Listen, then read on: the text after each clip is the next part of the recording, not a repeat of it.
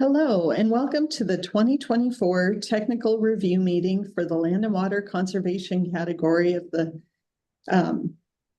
the Land and Water Conservation Fund category. I am Deanne Beck with Washington State's Recreation and Conservation Office.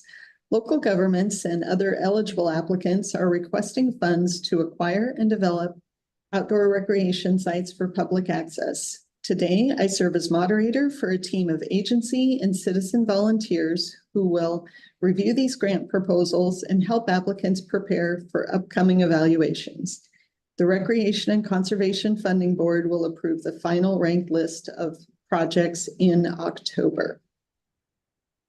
You may visit our website at rco.wa.gov for more information about grants for protecting these important recreation sites.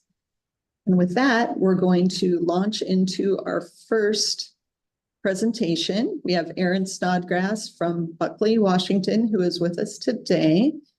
Aaron, I'm going to pass the control over to you. This will be a timed practice, so I will be timing you on this end. We've asked our committee to hold their questions and comments until the end of your presentation. And let's pass the controls.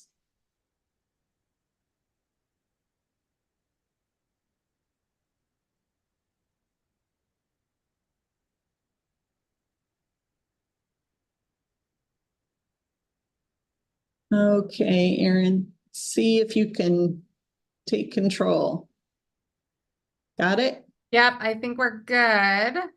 Okay, and you may begin whenever you're ready.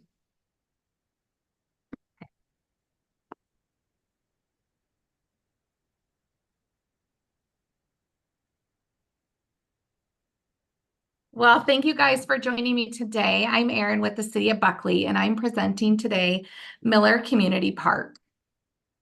Miller Community Park will be the first planned and thought through public process park within the City of Buckley. Our goal is to provide the residents and the greater White River community with a high quality park featuring passive and active recreation. This plot of land was purchased by the city in 2000 and has been a long dream of the residents and councils.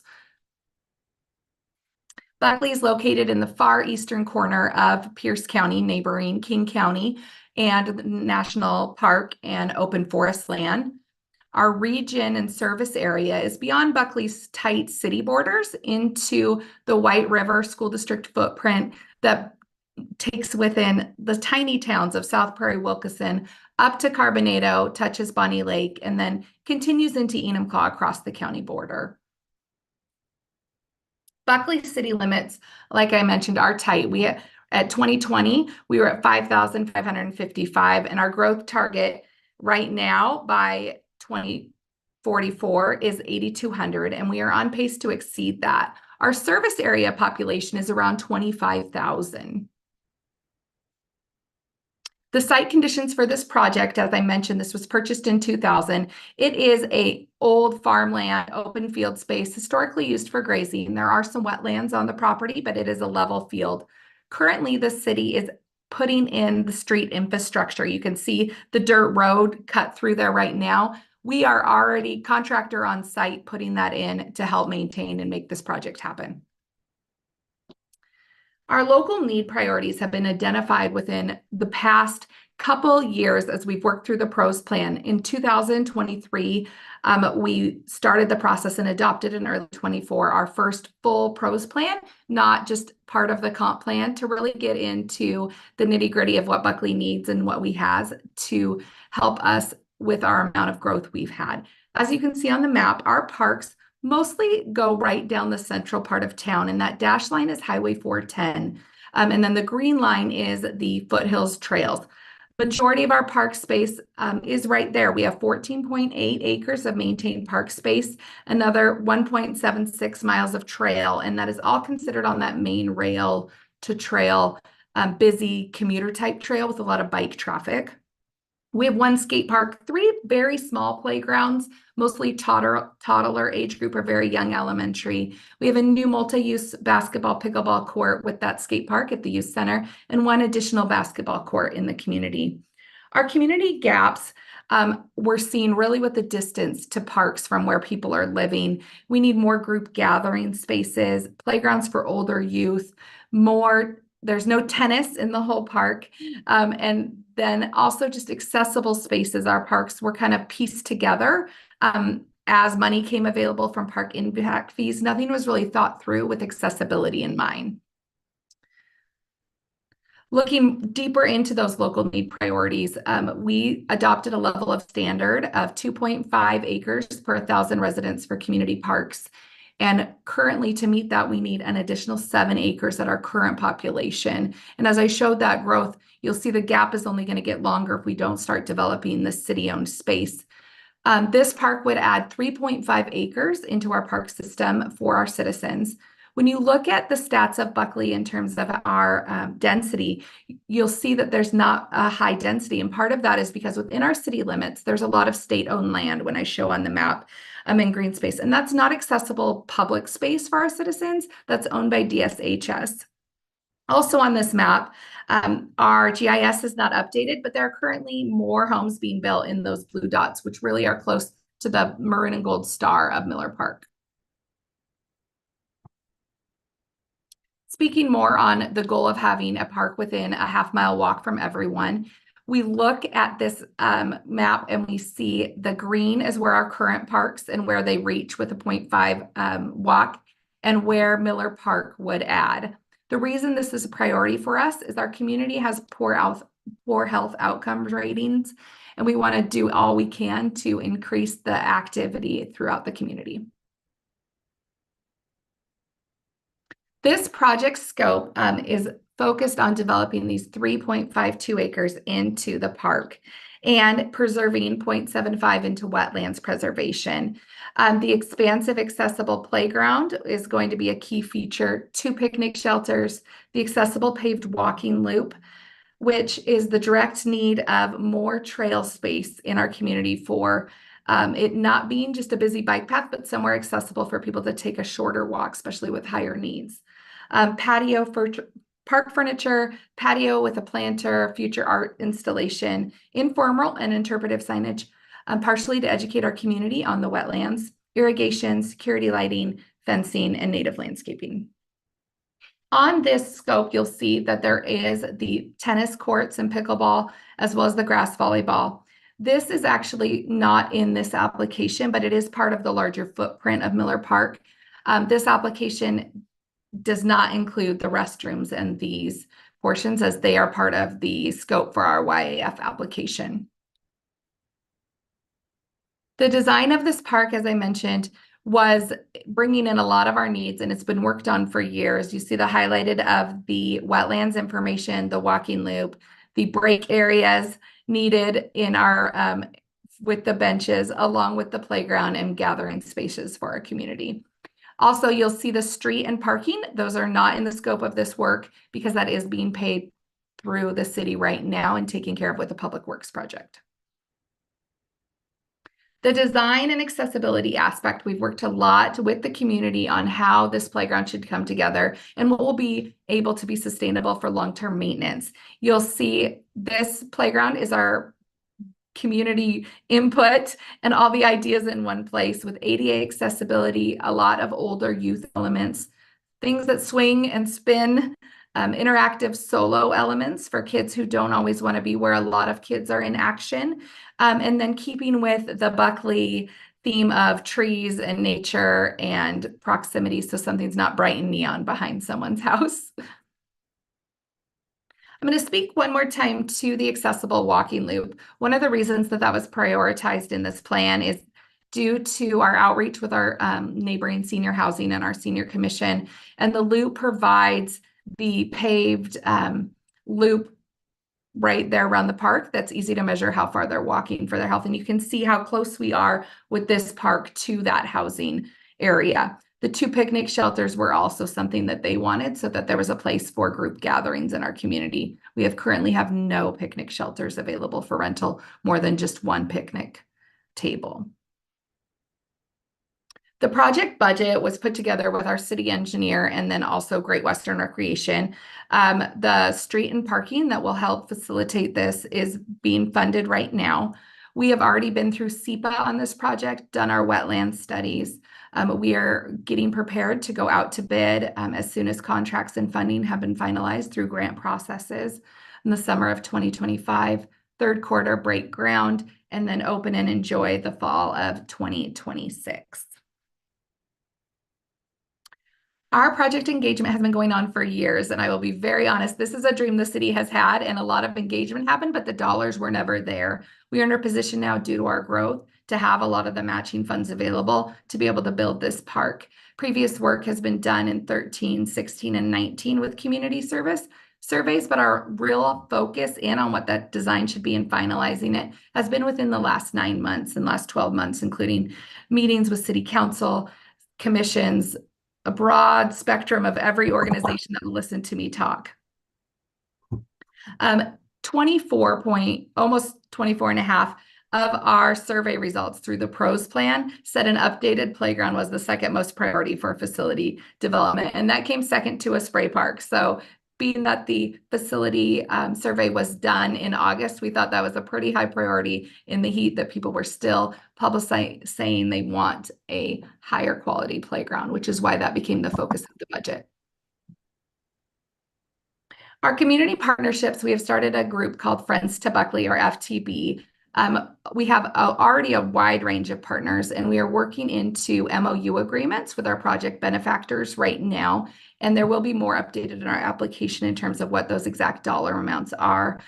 We have excavating companies, construction supply companies, and private individuals that are coming on board to help balance out the costs beyond just the city's dollars to invest in the project. Sustainability factors. Our ecological factors are improving the wetlands. We live in an area where we get a lot of pushback on what wetlands is, and we want to use this park as a way to educate our public on the importance of maintaining our wetlands, especially to our native animals and landscape. Educational interpretive signage on that. And then the other thing is to preserve the mountain views as public park space. And this land does have a beautiful view of Mount Rainier and the foothills, which you can see in that side photo. Our social factors, the priority is really community connection and community pride, giving Buckley something that larger, fancier cities within 45-minute drive have, something they can really be proud that's in Buckley. And then also including all community members and providing something that's for them. Our economic factors focus around the community partnerships, increasing our property values, and bringing people from outside the city limits to Buckley instead of one of the neighboring towns for a day of fun. Our cost efficiencies, right now we have a goal of 25,000. My mayor says it will far exceed that due to his work for the Friends of Buckley campaign. We are working, the city has taken on the infrastructure point and bringing the street and the parking through. We will also be utilizing volunteers as we near the end of the project for all the plantings through our Beautify Buckley program. And that's in early fall. Do the planting, open the park. And then really the city's overall commitment and efficiency to timeliness on this project will help keep things on track so that we're not stretching the project and having prices go up. And that is Miller Community Park. I would love any questions you guys have.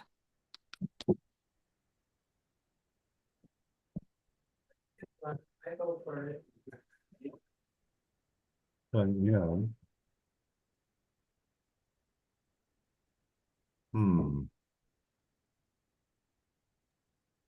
Hey. See, I'm not sure whose hand went up first. Jen? Oh, hi, Erin. Hey.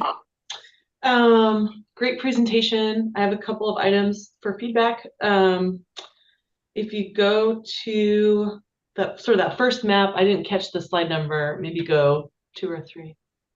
Keep going. Wait, go back.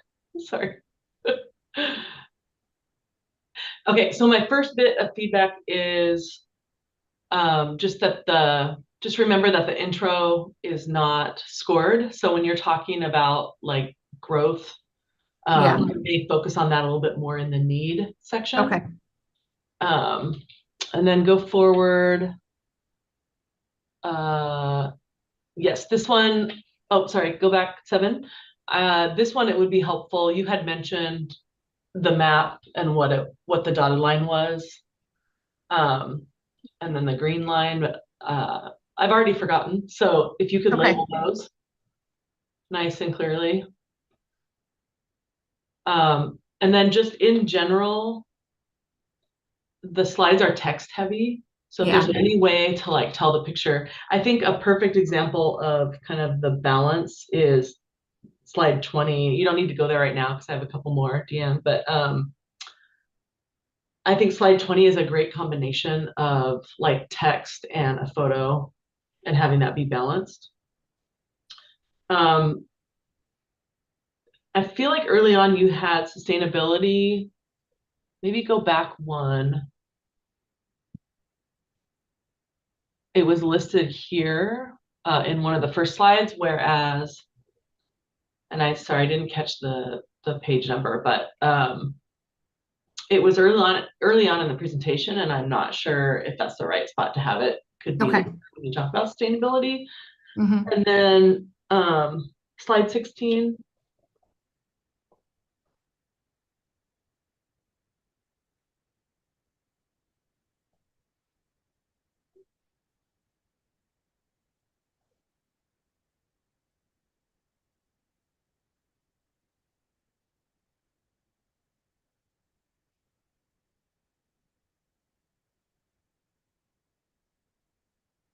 Too much. Yes, way text heavy. Yep. Yeah. And then if you go to 17, I think one way to fix that, like for the organizational partners, is to do logos. Okay. And then on slide 19, I was just curious why the photo on the right. So just consider, I guess, on your slides, like exactly what you're using and why. Yeah. Yeah, and then I'll leave it at that. Thank you. Thank you, Jen. Al. Great feedback, Jen. I had a lot of the same ones. A couple of things, Aaron. Great presentation. Can't wait to visit Buckley myself. Seems like an amazing city. Thank you. Tell us, no public transportation in Buckley, I would guess, right? None. No.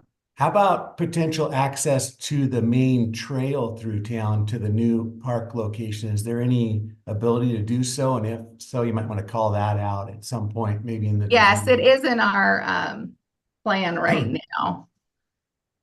It connects via sidewalks.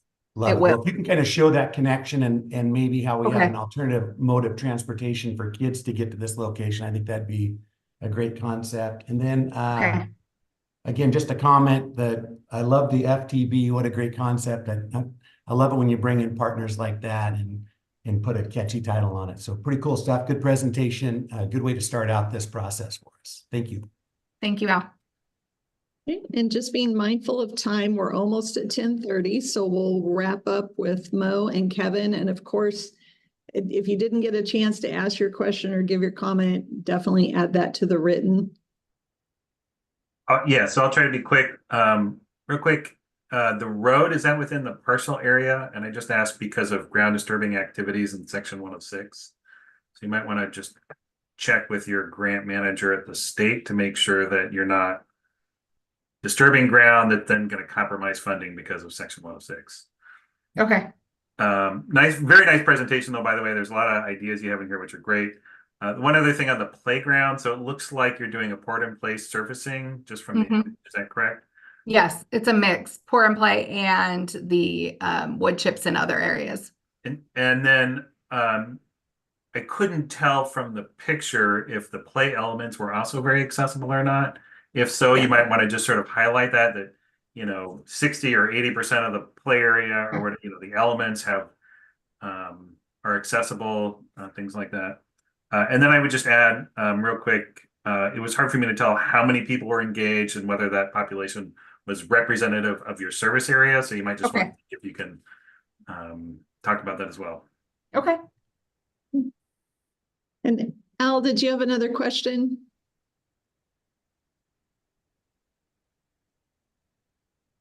No, sorry. Okay. Great. Oh, Erin, I also wanted to let you know, nice job on your timing. You had 25 seconds left. So nice job. That's a lot of information to pack in a short amount of time. Thank you.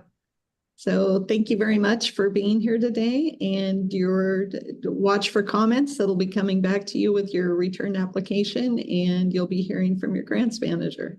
Okay. Thanks Thank for you, being guys. here today. I appreciate the help.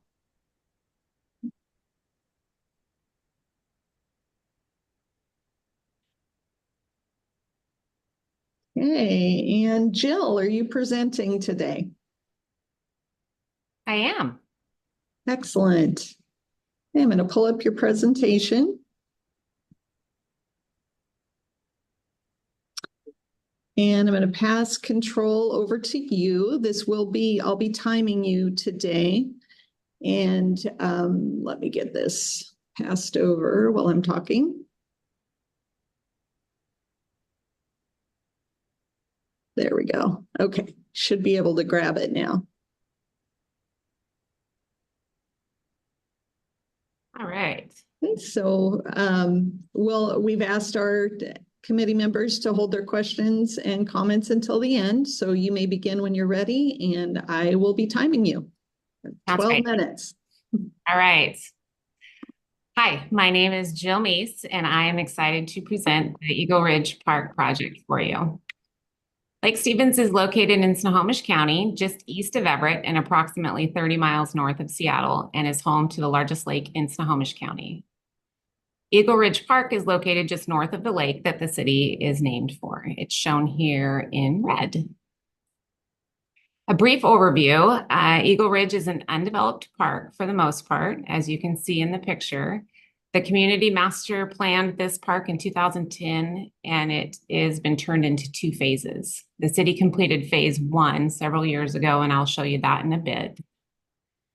This project aims to add amenities to the space while protecting the existing natural feel. You can see the mature forests on the plateau of the park, but the park is nearly 30 acres, including the slope, and there are natural nature trails throughout the park on the downslope sections. These areas are large second growth trees and large wetland complexes. Although this project is limited to the upland portions, the downhill portions add to that user experience.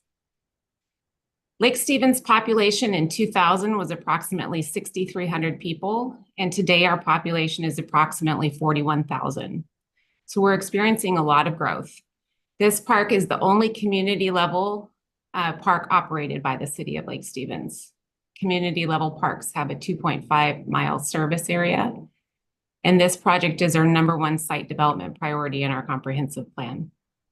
The site also hosts the senior center, and the city will partner with the school district for the use of the outdoor classroom. There is a gap in service for this section of the city for a community park level of service. Although it is shown here in the map, and it shows that it fills that area, it's actually, it's undeveloped at this time for the most part. Community level parks have the highest level of priority according to the park survey and the parks and input from the community. The park is strongly desired by the community. This park satisfies many goals in our comprehensive plan and in the state recreation and conservation plan. The Eagle Ridge Master Plan was developed with robust public input, and this project has been waiting on funding. We know that this park is underutilized because of its current state. In 2017, phase 1 of the Eagle Ridge Park project was completed that included a community garden. There are currently 74 beds, including ADA accessible beds. And this project has increased visitors to the site, but we are still aware that it's pretty underutilized. The picture to the right is a shot of just the lawn area, and that's basically all that's developed in this park other than the community gardens, which are to the north.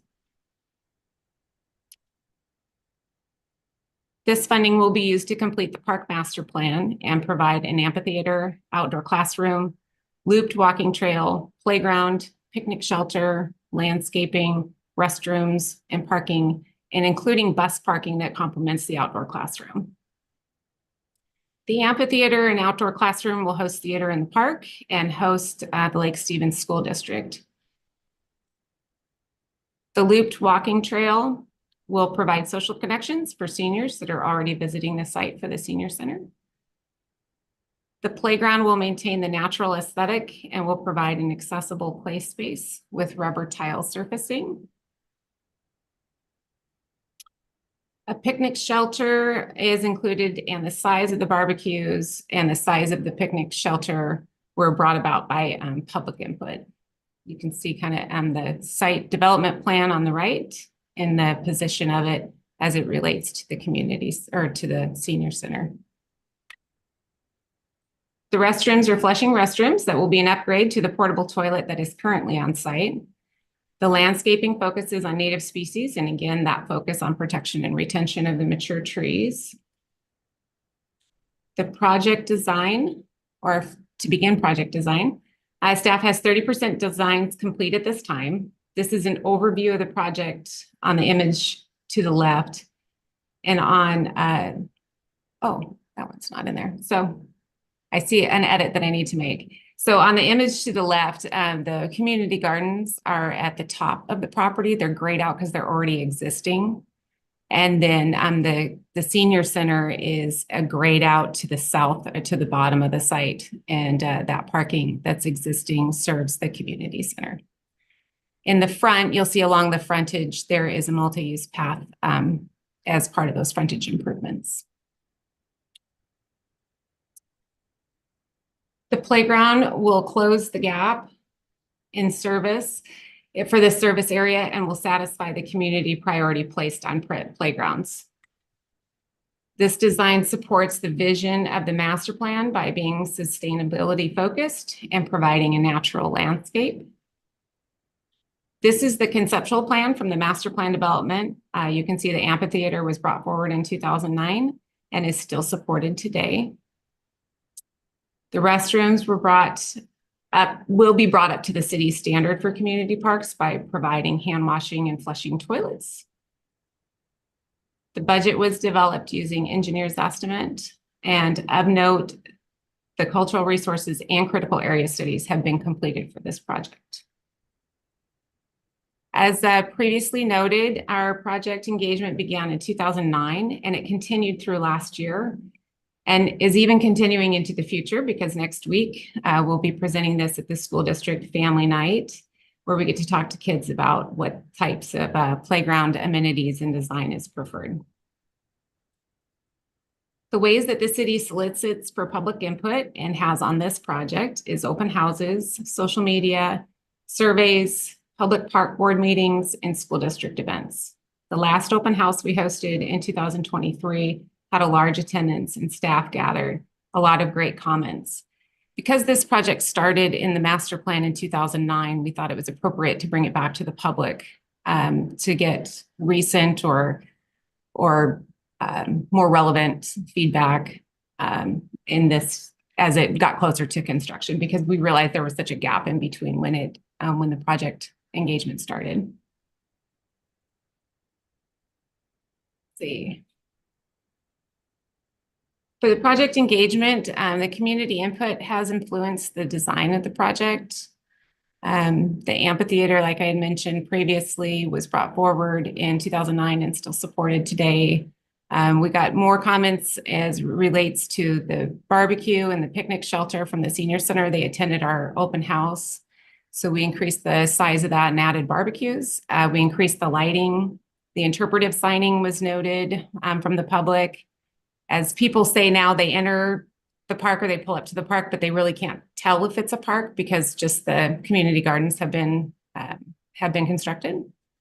And then it's still today, keeping that natural feel of the park is still prioritized.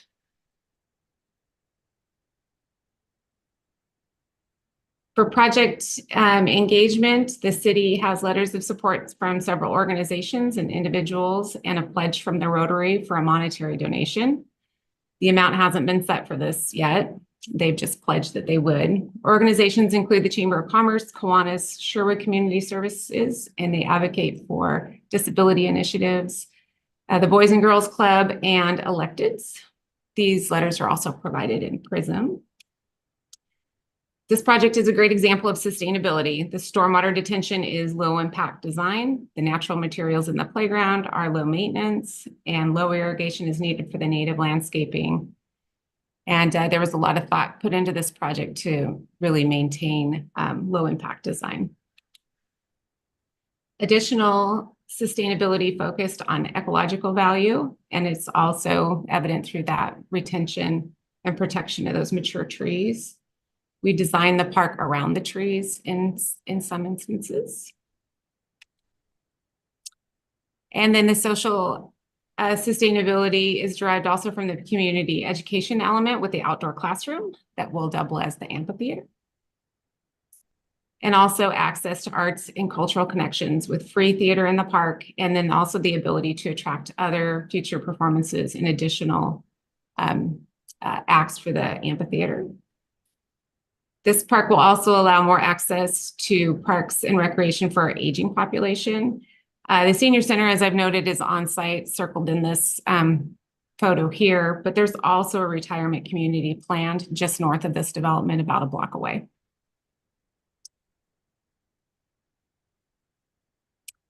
For cost efficiencies, as noted, the Rotary has pledged support, monetary support for this park. And then also volunteer support has always been robust at this site, especially at the community garden. We have a long-term volunteer that's dedicated for it. And we are confident that that support will just broaden with the development of this park. We also evaluated materials for cost benefit analysis without reducing the user experience. And the park originally, it's an assemblage of 8 parcels, and the downslope portions of this park were purchased with fundraising and conservation futures grants. And that concludes my presentation.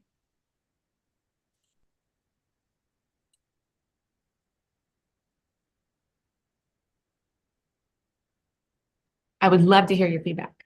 Thank you, Jill. You had 1.5 minutes left. All right. Yeah, nice job. So any questions or feedback? Oh, Alex. Hi, that was a good presentation. Thank you. I think my initial question when I looked through the application and came through in your presentation remains, if you would help illustrate where the school is. You reference it being nearby and the integration and the influence and importance of the educational opportunities with that outdoor classroom. And maybe that's something you can add to a map and bring that into a stronger role. You bet. Thank you. Jen. Hi, Jill. Great presentation. I didn't see page numbers, but I'm wondering if they're off the screen that I can see. So that would be my first.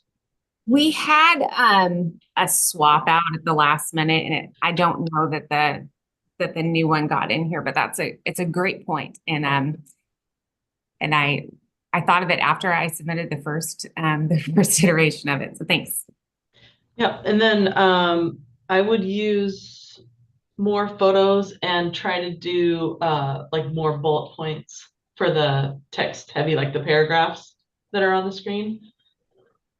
And then just one more consideration in the sustainability section, just remember that that's only worth 5 points. And it felt to me that there was a lot of slides dedicated to that one category that you might be able to focus more on some of the higher point value items instead. Thank you. Thank you. Thanks, Jen. Kevin. Hey, yeah, hi, thank you. I have a couple comments, and conveniently, you're on one of the slides I was going to comment on, or the set. I like the way these in project design, you kind of had these 3 or 4 slides that had the design feature on the left and the alignment on the right. So just kind of kudos on that. That worked for me. If you could go up 1 or 2 slides, there was a slide where you were talking about an area being grayed out. It was a graphic like that one. Yeah. One of those. And I was just trying to follow, because it's all gray to me. And so I don't know how you could maybe put some color in there or something, or some more labels or something like that. But that was a little, I couldn't quite keep up with you there. Absolutely. And then finally, back there on the cost efficiencies, you mentioned a Rotary a contribution or a commitment or something like that. And I don't know what that means exactly, but if there's a specific dollar kind of thing or something like that, or more detail on that, because I don't know how other people score that, but when I'm looking at those things, it's like, well, I kind of, if somebody says we're going to make a contribution that's 25% of the project, that's huge. Or if it's like, yeah, well, we're going to, provide some shovels for the volunteer day, that's a little less significant. So I don't know if there's anything more specific about that you could answer or you could contribute. So Yes, thank you for that. that's it. Thank you. You bet. They pledged a monetary support, but they haven't told us the amount yet. So I think they're going to probably go through their budget and find out. So hopefully I'll have that information when we come back. But thank you for your input. Thank you. Hey, any other questions or comments for Jill?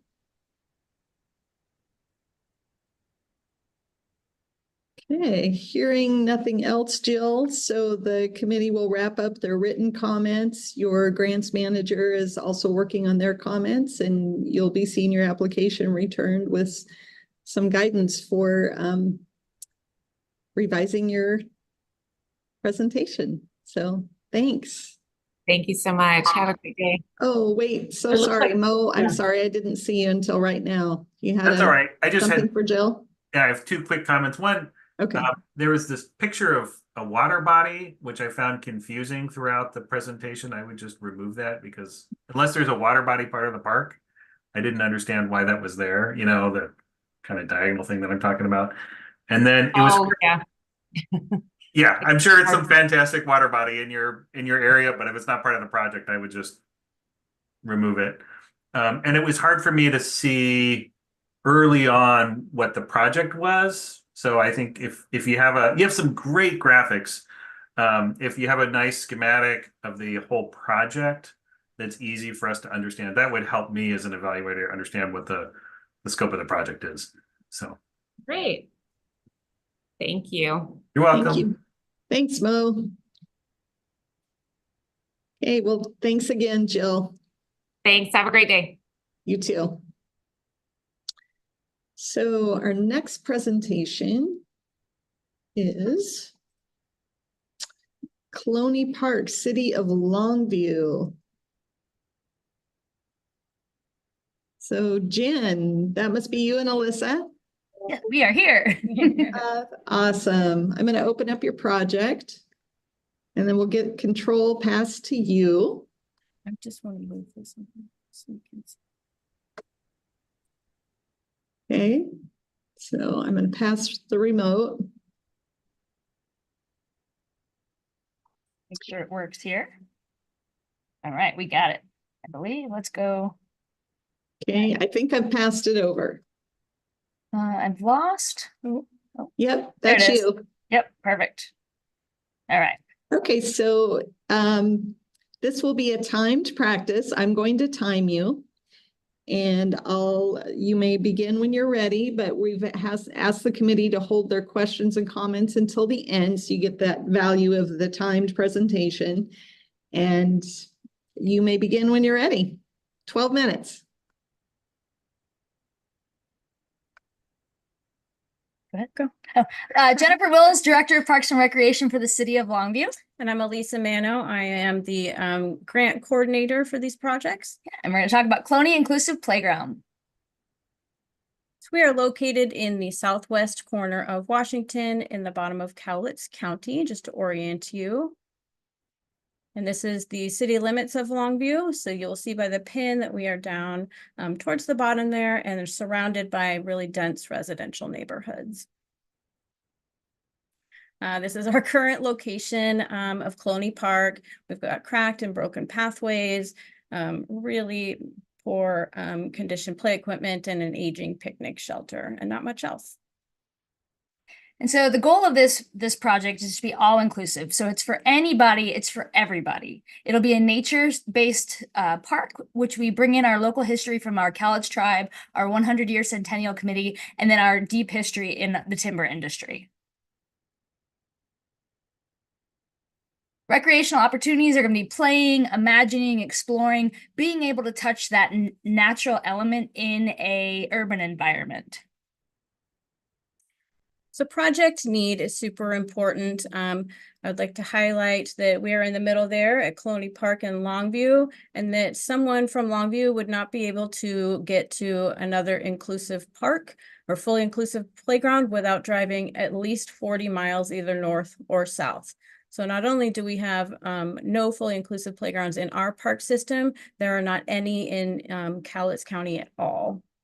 So this is in a high to density, low to moderate income area, which within 0.5 miles, we have about 1,800 homes and 5 schools. And so you're looking at about a population of 112,000, with the median income being 20% less than the state average. And so we have a playground replacement schedule. Cloney Park is up on that schedule. It was supposed to be done in 2021, but we've been working through this concept and then into the full design. So our current use of the playground is pretty low due to its poor condition and lack of desired amenities such as a restroom. We anticipate that after this project is complete, the use will be very high. So it will be the only fully inclusive design around, and having a modern designed park and amenities is going to be attractive to users of all abilities and pull people from the entire region.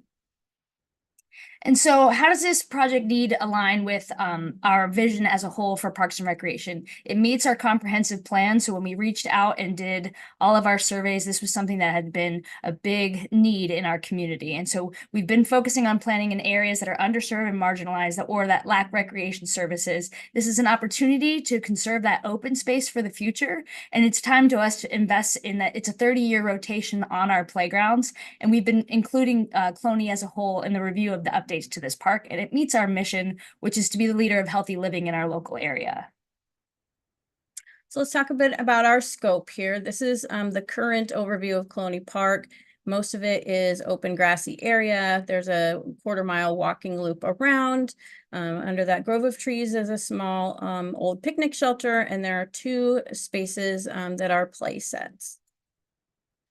This will be the new vision. We'll have a full new parking lot with 32 spaces and 4 dedicated ADA spaces, a new picnic pavilion that is large and includes ADA tables, multiple play areas, and we'll still have a flexible grass area and a new restroom building. So there are restrooms available in our office. They're on the left during business hours, and the distance to the parking from the parking lot to the new restrooms is about 525 feet. So it's basically a block.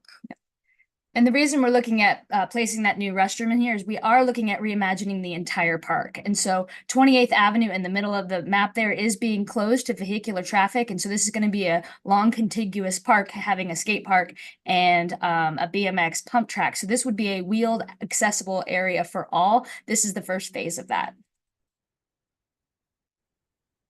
So going into project scope, you're looking at our older playground on the left and our new, more nature-based on the right. We have our elderly picnic shelter there on the left, and we'll have a new, larger timber version there on the right.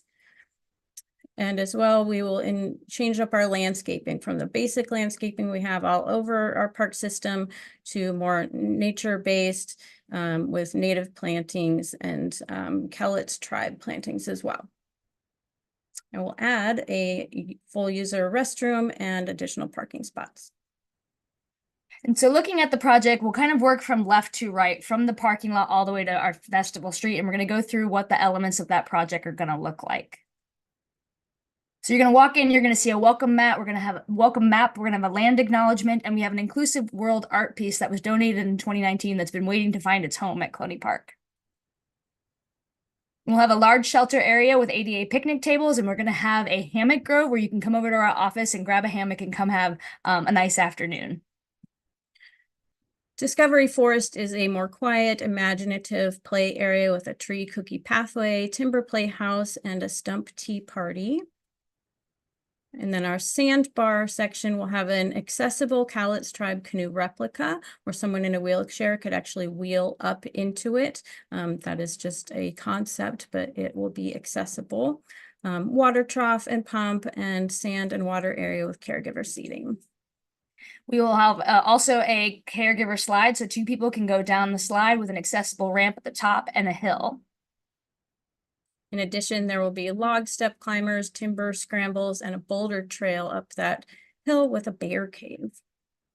And so also too in our Oxbow area, we were going to bring that timber history in. So we're going to have log pole climbers, a net basket swing, group spinners, interpretive log roller, our areas into the timber industry as a whole.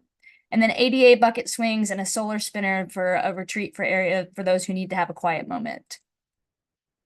Our hangout lawn there at the end will include our all-user restroom with ADA picnic tables, some saw art, and log stack seating. So that would lead you into our festival area. Our budget right now is putting our project at about $4.1 million. We are through the concept design. Right now, we're currently in our full design and construction documents. And then we have construction and admin and engineering to follow. And we should be construction ready by summer of 2025.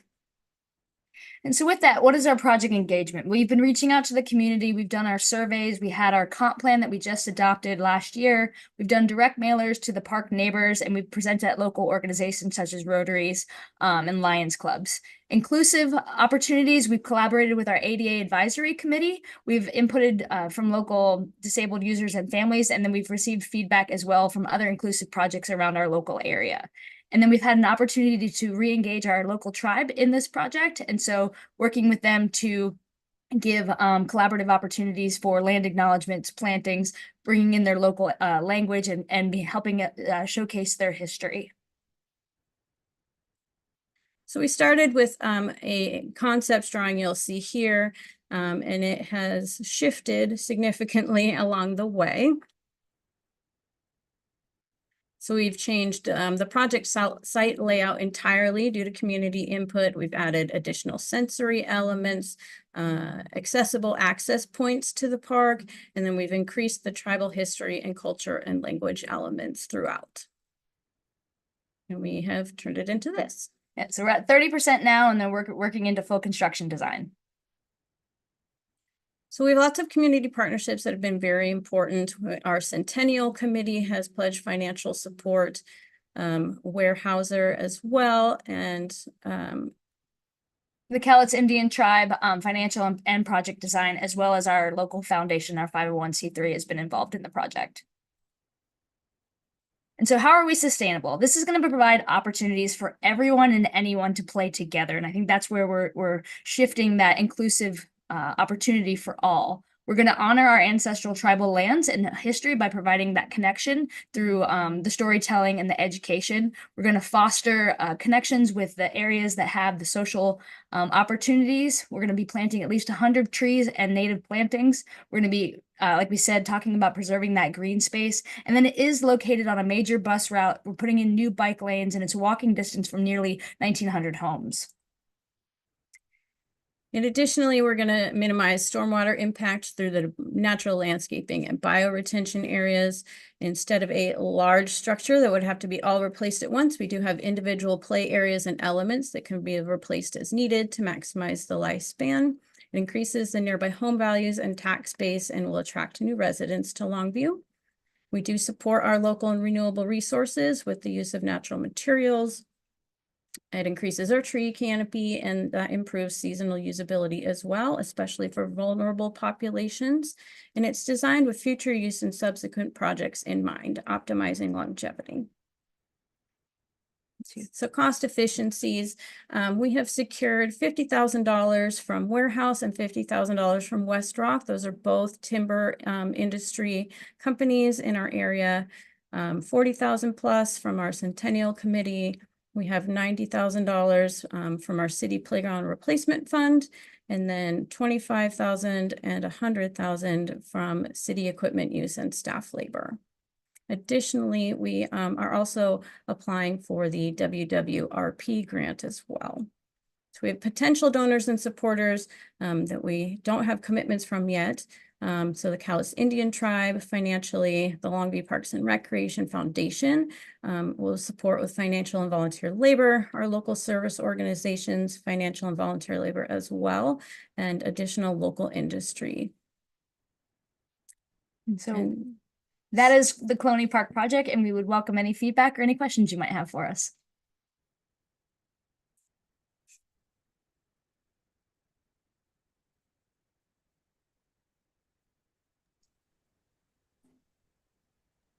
Both. We have a question for Al. Hey, great presentation, Jen, and friend. Sorry, I missed your Lisa. Lisa. Two presenter approaches can be a little bit cumbersome on handoff, etc. So if you get time constraint issues, you might want to consider just one presenter, though I love you both. I would consider that.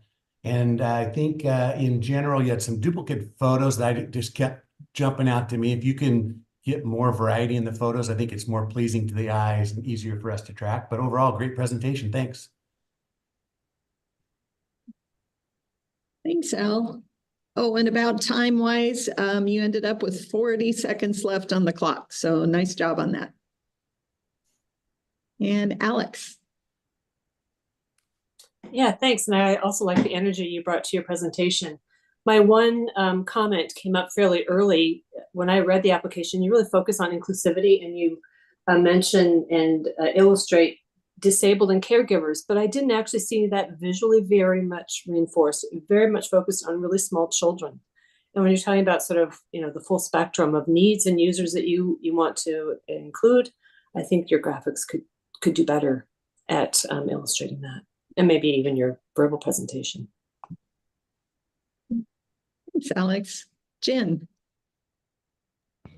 Hello, great presentation. And I loved the use of, the combination of photos and the graphics and the words. They weren't too wordy usually on the screen. So that was good. I am curious. I'm glad to hear that you were under time. I was going to suggest spending less time on the sustainability category. If there is another area that you want to focus on, because it is only, 5 points. So there might be somewhere else where you could spend a little more time, but since you're under time, it's probably fine. I do have a question about the 100% ADA statement. I'm curious 100%? if that actually exists. Like every single person could use, there would never be an instance where someone could not use it. So I'm not sure if that's just like too bold of a statement, but curious.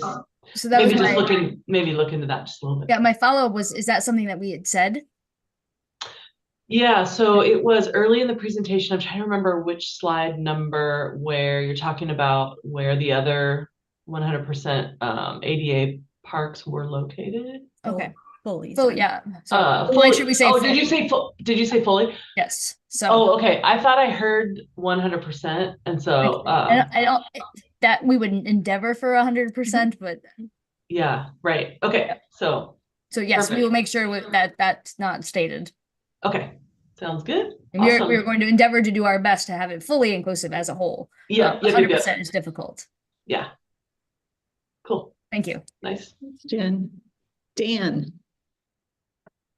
Great presentation, thank you. Kind of following on Jen's point around sustainability, I would look at some of those tiles and see if they might be more applicable in other sections.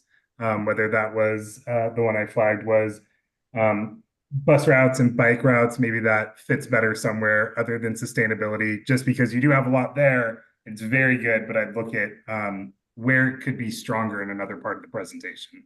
I appreciate that. Yeah, because we have 2 slides on sustainability. So I appreciate that feedback from you and Jen.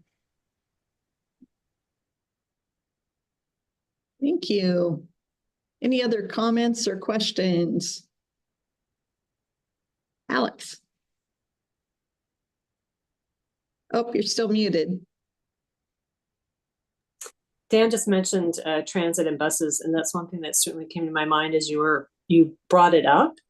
but it wasn't shown on your overview of the proximity and where this park fits into the city and some of the changes you're making, like in terms of actually abandoning a street. So it seems like that would be a good place to just give us some orientation to how accessible that makes that park. Yeah, excellent. Yeah, because it's right on that festival street that we're closing. So that's exciting. That's a good, I appreciate that.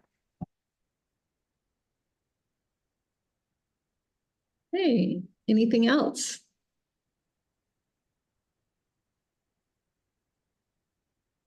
Well, thank you, Jen and Alyssa, for being here. I agree, very energetic presentation.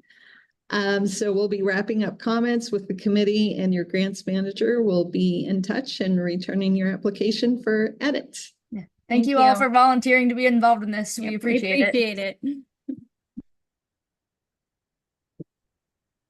Okay, that brings us to a break. So we'll be back at 11:25.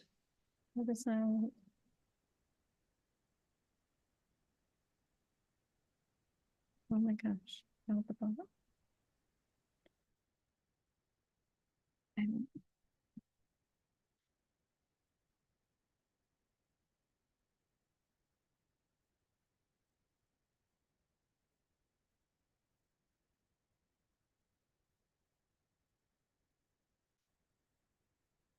Deanne, is it possible to get no longer control of the screen?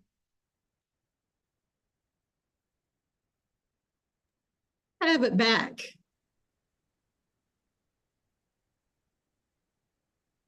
Like we can't get out of it. There we go. Can't get out. No. Uh-oh. Here, hang on. We're almost. Oh, our Tessa's taking care of it. They're gone. Okay. It should be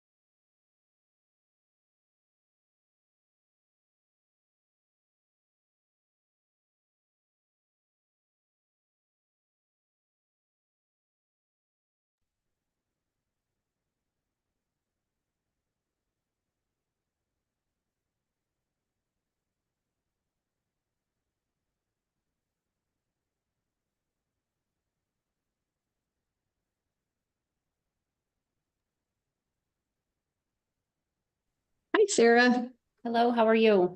Good to see you. You Your too. name is coming up as Sean. It is. so- I'm in his office. My office doesn't have doors, so. Okay. Well, we are just returning from break. So I'm going to pass the remote over to you and we'll make sure your presentation is working for you. I did get some sort of alert I hadn't seen on the other presentation, so we'll keep an eye on it. I did test it and it seems to be working fine, but yeah, if you end up with any glitches on your side, let me know and we'll huddle and figure out what's going on. So this will be a time presentation. You have 12 minutes and I will be timing you. So we'll let you know how you do on that. And we have asked our committee members to hold their questions and comments till the end. Okay. So I'm going to pass the remote over to you. Okay, see if you've got it. Let's see. Okay, that looks like that's you. Yep, looks like I have it there. Okay, and you may begin whenever you're ready. Okay, hello, I'm Sarah Montemayor. I'm the grant writer for the City of Othello. I'm grateful for the opportunity to present our community's request for an LWCF grant for the renovation of our Kiwanis Park playground and parking. The Othello community has recently made significant progress in its park upgrades. RCO has been exceptionally supportive of our proposed projects. With RCO's assistance, the landscape of Othello has been transformed, but we're not finished. Our focus is now shifted to a section in Kiwanis Park, a passive and active park located near schools and low-income neighborhoods. It is a recreational priority that demands our attention. In this presentation, I will elaborate on our approach to this project. The City of Othello is nestled in the heart of the Columbia Basin in Adams County in southeastern Washington state. Its strategic location places it 100 miles to the southeast of Spokane, 180 miles due east of Seattle, and just 25 miles south of Interstate 90.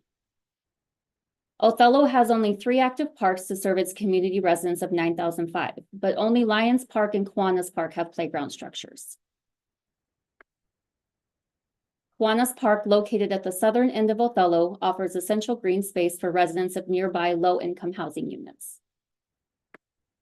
The neighborhoods in close proximity to the park exhibit larger family sizes, and the city wants to improve and address the needs and demand for adequate play facilities, as the current recreational amenities at Kiwanis Park were constructed in 1979 to 81 with the support of an LWCF grant from IACC.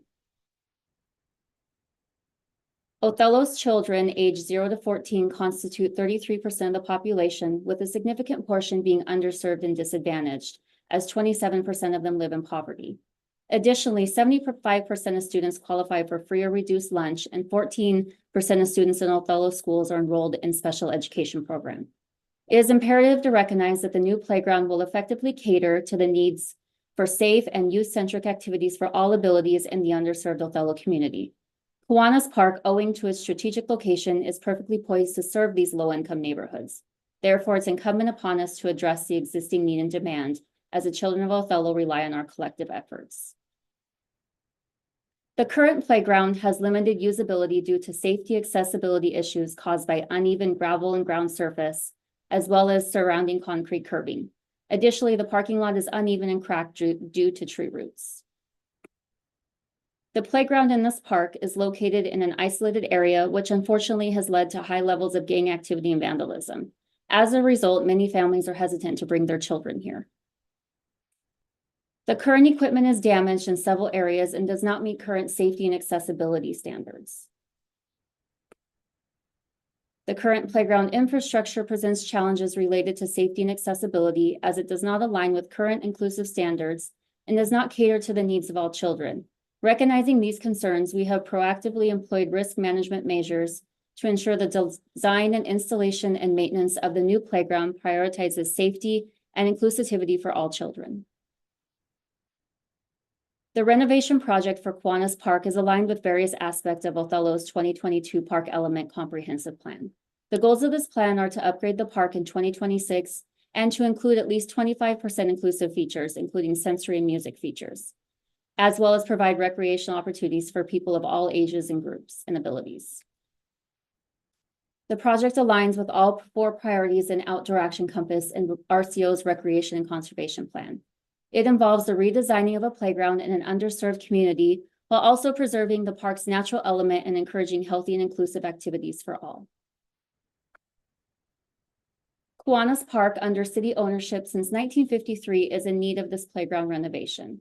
The current playground fails to comply with current safety and accessibility standards, thus inadequately serving the needs of our community. The proposed project includes the replacement of the 1980s equipment with a more expansive university accessible playground structure. Furthermore, the installation of new rubber surfacing is planned to enhance safety and accessibility for individuals of all mobility abilities. To address the limited parking space, an expansion of the parking lot is included in this project, alongside bringing the existing accessible parking up to code. The objective of creating a new outdoor play area that is both accessible and safe for all. The current project site is a beautiful space with bluegrass sod, established trees, tennis courts, playgrounds, and restrooms. Our project involves replacing the existing playground equipment with turf grass. We will relocate the playground to the south and construct a new inclusive playground with pour-in-place rubber surfacing and a connection to existing trails, and utilizing the existing tree canopy. Additionally, we will renovate and enlarge the existing parking by removing the current asphalt and a row of diseased and dying trees and replacing them with new asphalt, shade trees, and security cameras and lighting. This will increase the parking by 17 stalls and bring stalls to code.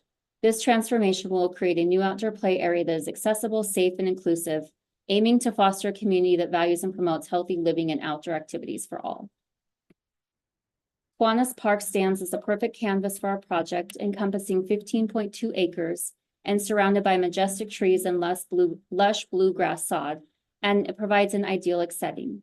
Our goal is to create a space that exceeds expectations and champions equity for the youth and its community. The current gravel ground surface of the playground will be transformed while preserving the park's natural slopes and drainage grading. The playground renovation is well aligned with the needs of our community.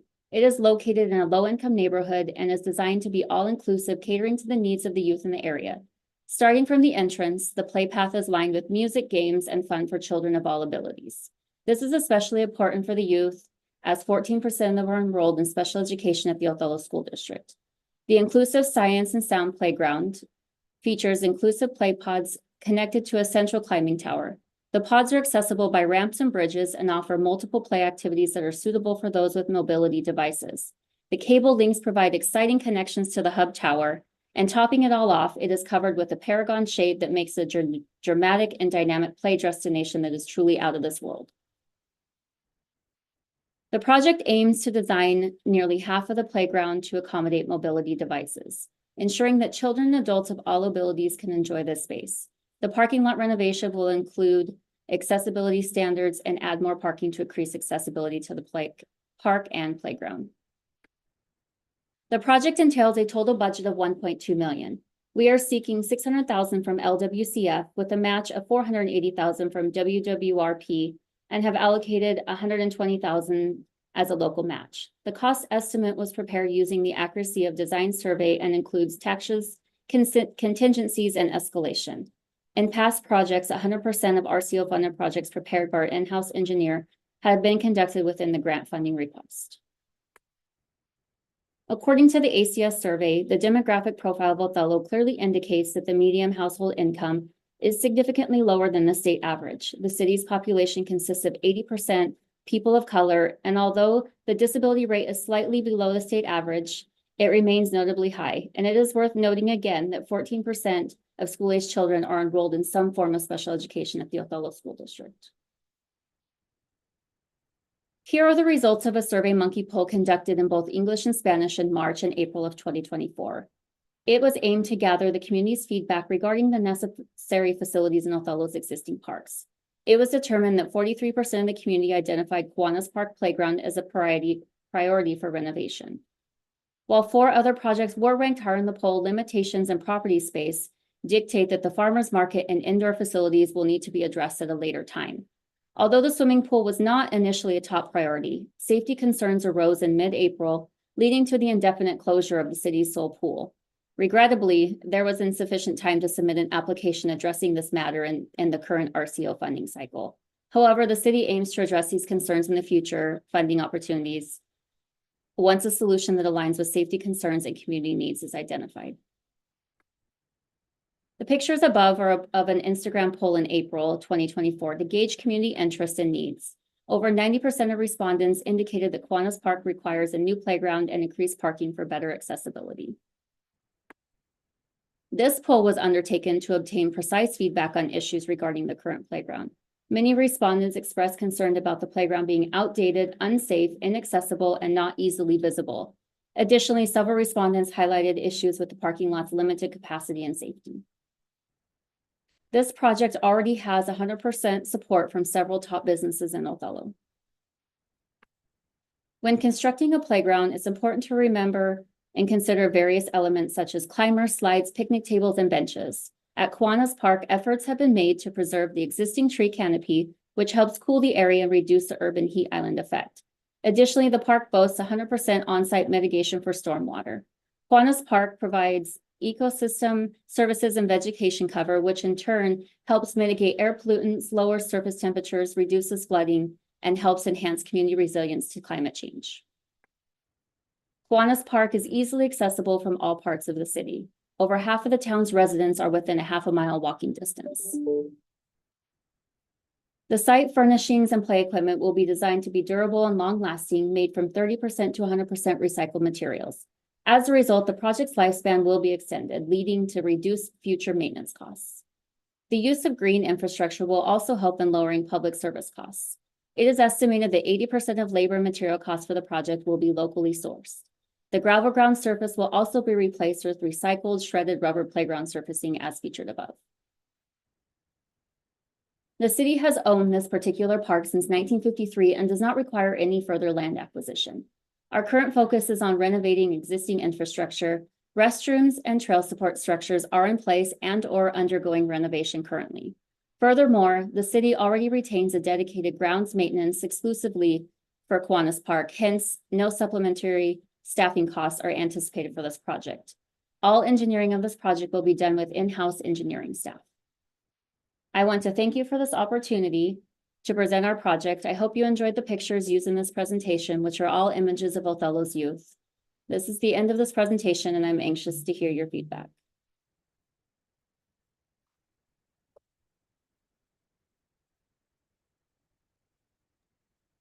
Thank you, Sarah. Nice job on timing. You had about 40 seconds left on the clock. Good. So we'll jump to Kevin. Hi, thank you for the presentation. Over the years, this is my fourth round of this, and it seems like Othello comes every time. So it's kind of, I feel I've never been there, but I feel like I'm getting to know the city. Slides 14 and 6 through 16 contain some like over aerial views of the area, and let you get there.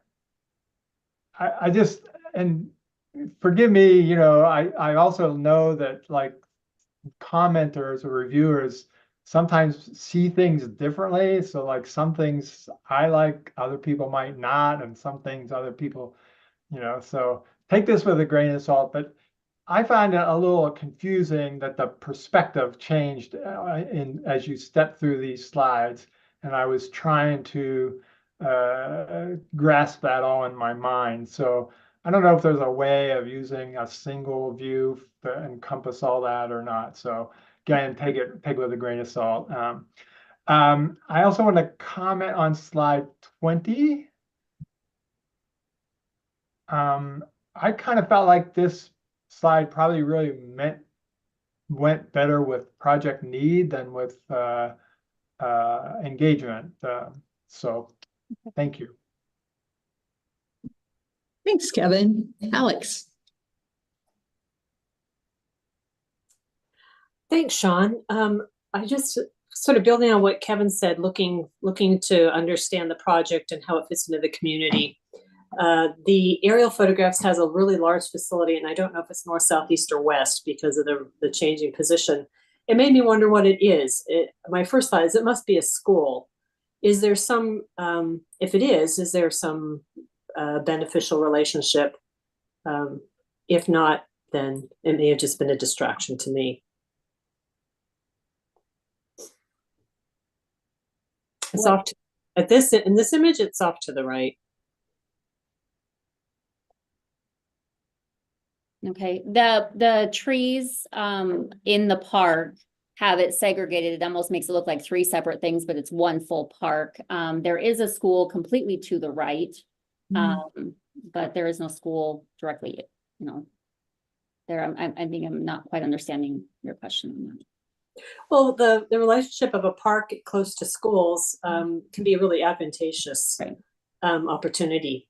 If it is a school, then maybe there's some other relationships, partners, benefits in terms of educational opportunities. I don't know. Immediately thinking, well, how does that help? Does it help? Okay. Otherwise, it'd be a distraction to me. Okay. Thanks, Alex. Jen. Hello. If you want to go to page 12, I thought this one was just text heavy. So if you could use bullet points and just kind of overall reduce the amount of text on the screen, Okay. I think that would help. And then slide 18.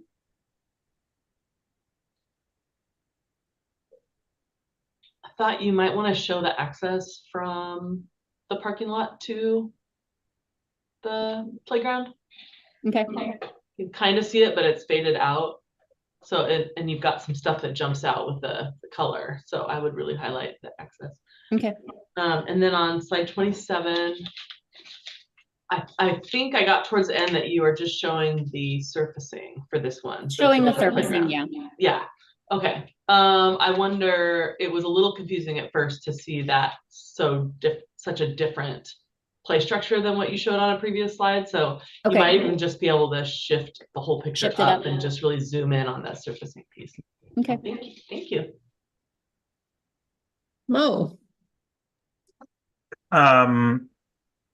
Let's see, where were my thoughts here?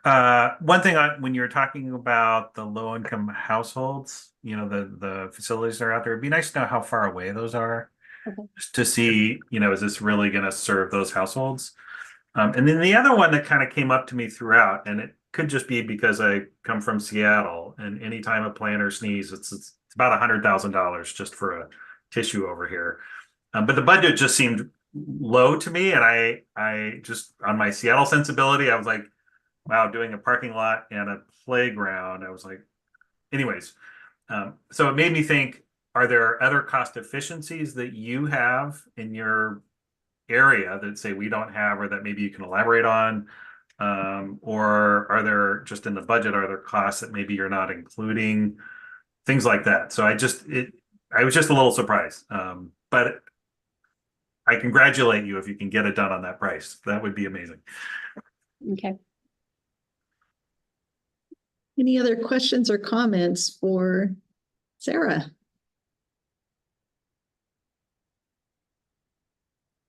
Hey, hearing none. Thank you so much for coming today, Sarah, and presenting. You'll be hearing back from your grants managers. The evaluators will wrap up their comments, and we'll send all that back to you with your application for editing. All right, sounds good. Thank you. Thanks. Oh, Mo, did you have one more comment? Oh, okay. All right. Thanks, Sarah. Thank you.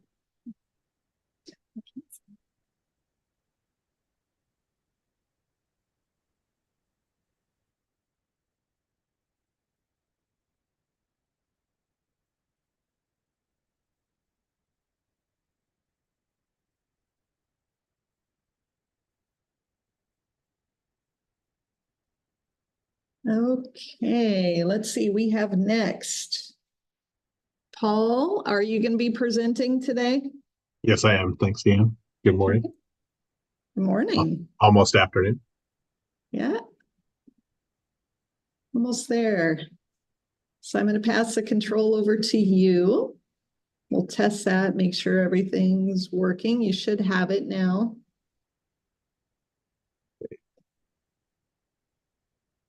Oh. Yep, there we go.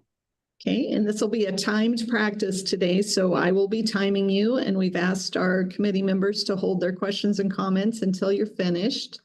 A minute, is it 12 minutes? Am I 12 remembering that? minutes. Okay. Yes. So you may begin whenever you're ready.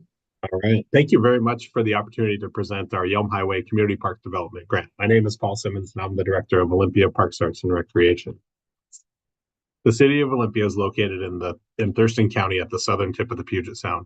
Our population in the city limits is nearly 56,000, while regionally Thurston County is just over 299,000. The Yelm Highway Community Park property was purchased at the end of 2018 and received a local parks acquisition grant in 2020. As you can see, the future park site is located in southeast Olympia and is in the section of the city's urban growth area, which has been slated next for annexation. I want to spend a little bit of time on this slide to provide some history and context. 2 years ago, this project ranked second in this LWCF category. At that time, our project proposed using a portion of the property to partner with the Olympia School District to accommodate a future need for a third high school. Due to a significant drop in enrollment projections, the district informed us late last year that they were pulling out of that partnership. While this was very unexpected and forced us to decline the previous grant we had been awarded, one of the many benefits is that now we can dedicate the entire property to park purposes, which we're very excited about, and back with a refreshed design. What you see here is the revised master plan for the project, which received its special use permit from Thurston County back in March of this year. This is a 20-year land use permit, which will allow us to develop the park over multiple phases.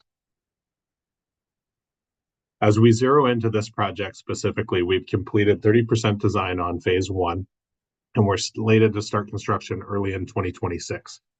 Everything that's colored in will be constructed at the same time as part of phase 1. This project includes, if you follow my mouse on this dotted line, the project includes everything from here down to that's colored in to the bottom of the page. So this area here, as well as this secondary parking lot, this berm with the neighbors, as well as this dog park here. The part that's not included in the project is the maintenance facility and access road, but it will be constructed simultaneously but separately, not as part of this project.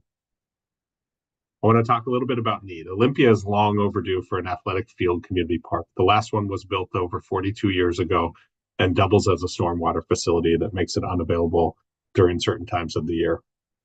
Since the time that was built in 1982, our population has increased by 89%, and we're expecting another 20,000 new residents in Olympia by 2045. This project will both meet existing deficiencies while also setting us up for future growth. One shocking statistic about Olympia is that we do not have a single soccer field in our entire park system. Meanwhile, youth soccer participation has grown by 183% in the last 15 years. Currently, we're cramming use on overcrowded baseball outfields and overused school fields that are in poor condition and at times can be unsafe due to overuse. Beyond soccer, we also have needs for rugby, lacrosse, and football. Here's a chart that we've put together based on the numbers from Ola United Soccer Club, which is our biggest youth soccer organization in town. As you can see, we had really rapid growth from 2009 to 2015, and then it's kind of leveled off. The reason it's leveled off isn't because of a decrease in interest in soccer or a decrease in community youth. It's leveled off because we don't have any fields left, and they've had to stop all advertising and promotion and actually turn kids away because of a lack of field space. Beyond soccer, like just about every community in America, pickleball is exploding. In 2020, we opened our first dedicated pickleball courts and had to immediately put up signs asking people to limit their time and share the courts. In fact, the pickleball club has grown by 150% just in the last 2 years alone. Like soccer fields, we also don't have any full-size basketball courts in our entire park system. We do have a few court hoops speckled throughout the parks, but most of them are on postage-size concrete areas like this one you see at Lions Park, and many of them don't even have like a three-point area. So having a full-size court is something that we need. Another need is dog parks. In 2021, we opened 3 dog parks in Olympia, and they were instantly very popular and exceeding capacity. We have more dogs than kids in Olympia, and Southeast Olympia is in another one to take the pressure off of the others. It can take 25 to 30 minutes to drive across our county, and I just wanted to look regionally at the needs of both pickleball, soccer, and dog parks, since those are 3 of the big focus areas of this project. The paddles that you see represent the two areas where we have dedicated pickleball courts in both Olympia and Lacey. There's none in Tumwater. The soccer balls indicate where we have soccer fields. Right now, there's none, as you can see, in Olympia. There's 3 in Tumwater at Pioneer Park, and then Lacey has 9 fields spread out over 2 different locations. For the dog parks, that you can see the 3 that we opened, as well as Thurston County has this one up in North Lacey. In fact, when I was talking to the Tumwater Parks director recently, he said, and asked him if they had plans to build dog parks, he made a joke that they'll just send their folks to our dog parks. We are meeting lots of needs as it relates to dog parks, and we definitely have a need for more in this town. We've infused equity into everything that we do within our department, and part of that is looking at how we select and prioritize which parks get developed next. In the past, we used an old methodology where we would do an as the crows fly analysis around each of our park properties. Now what we do so that it's more complete is we take a look at where the entrances are on a specific property, and then we analyze the road network and the sidewalks to develop the true service area within a half-mile walking distance. We then use that service area and give each undeveloped property a ranked score based on poverty, diversity, people of color, people over 65 and under 18, and then also density. Where do we have the most people? We then use that to give each of our undeveloped properties a score. And as you can see, Yelm Highway nearly ranked towards the top. It was ranked 3rd. The reason we've prioritized this above the other 2 that are slightly ahead of it is because Yelm Highway is a community park and it'll serve everyone, whereas the other 2 properties are neighborhood parks and will be much smaller and limited in size and scope.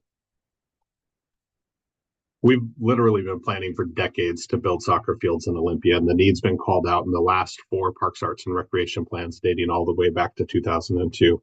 Based on this need, we also did a community park site suitability study in 2014. We basically identified the 5 remaining properties that could accommodate a project of this scale. And out of all those 5 properties, Yelm Highway, which we purchased in 2018, rated the top in almost every category. Now we look at project scope. The design theme and priorities. We really want to celebrate the existing site features. We want to highlight the agricultural character of the site. We are preserving large native oak trees. We're creating both passive and active recreation. We're infusing art and then also having lots of gathering spaces and looped walkways throughout the park. This slide probably belongs in need. We'll move it back for the final presentation. But also just wanted to recognize that Southeast Olympia is one of our more densely populated areas of the town, as you can see by this visual, and it's still continuing to grow with 190 new multifamily residents across the street. As we go back to project scope, with the primary impetus of this project being soccer, our focus in phase 1 will be to develop our community's first community-focused synthetic lit turf field with complementary facilities such as parking and restrooms. What's amazing about this property and why it ranks so high and we prioritize it so much is its ability to not only meet the soccer needs, but then also serve the rest of the community and the broad needs that we have. It'll include a large playground, 12 pickleball courts, soccer mini pitch, 2 Yelp features, which I'll talk a little bit more about, 2 full-size basketball courts, 1.36 miles of walking paths, 2 picnic shelters, and a dog park. Here's some visuals of some of the amenities. I'm going to highlight 2 of these. We have the Yelp Sutu, which is an interactive board that lights up that allows kids to really develop and hone in on their soccer skills. This will be an unstructured activity adjacent to the soccer fields. We'll also have the Yelp Toro, which is this also interactive light up 4-goal, 4-square soccer complex. We're really excited because there's not anything like this in the city or really across the region. And we're excited to incorporate these new facilities into this design.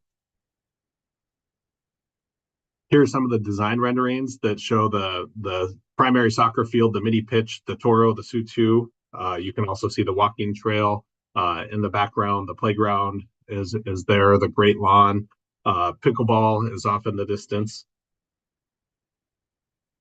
Here's another rendering from the opposite side where you see the 2 full basketball courts. This parking lot will feature 72 stalls. Again, you can see the playground, the shelter, and restroom. We'll also have landforms throughout that are designed to create buffers from different uses and then also provide seating areas and other play features for kids. Here's a view from the backside of the pickleball courts that looks at the picnic shelter and the playground. The playground has two themes, strawberries and accessibility. The property has historically been used as a popular U-Pick strawberry farm, so we're building that theme into the playground. We also have incorporated as many accessibility ramps as we can to make the playground as inclusive as possible, and have also included an accessible zip line over here as part of the design. Here's another view of the Great Lawn. We'll also have a secondary parking lot that'll feature 92 stalls here, and then the dog park will be back in the woods here as part of this first phase. RC Cost Group did the estimating and has built inflationary costs into it. The first phase of any park is always the most expensive due to high infrastructure and utility costs. The total project for the LWCF application is $19 million. We have a 2022 YF and local parks grant. We have $87,000 in local donations and then nearly $16 million of local city match. Olympia truly loves their parks. We have two voted measures and they've taxed themselves twice. One in 2004, the voted utility tax was approved by voters. And then in 2015, the Metropolitan Park District was also approved, which also guarantees us 11% of the city's general fund. Both ballot measures for the utility tax and the Metropolitan Park District highlighted the need for an additional community park and specifically soccer fields as a high priority item. This project has received countless letters of support over the years from many organizations that represent thousands of community members. I'll just highlight Ola United's. For the first time in history, we are forced to turn players away because we simply lack resources, field resources. We've had an extensive process that spanned for several years now. We've had 6 public meetings, 964 survey responses, and 242 people show up at in-person meetings throughout the process. We've used this information to make changes and tweaks as we've really fine-tuned the design over several years. You can see this picture right here is from our day camps. We went to our free lunch summer program and asked the kids that participate in that to talk about the types of things they'd like to see in our parks and specifically our playgrounds. Zipline was one of the big themes, which is what inspired adding that to the playground. We initially had 6 pickleball courts, and then we learned that they need at least 8 in order to do tournaments. So we bumped that up from 6 to 12. As we've talked about the heavy focus on soccer, when you look at the survey question, sports fields was the highest use. And then when you break that out, soccer dominated that as well.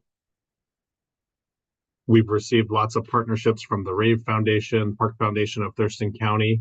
The Rave Foundation, we just learned they'll provide $70,000 towards the mini pitch, and then they also provide ongoing programming geared towards underserved and marginalized communities.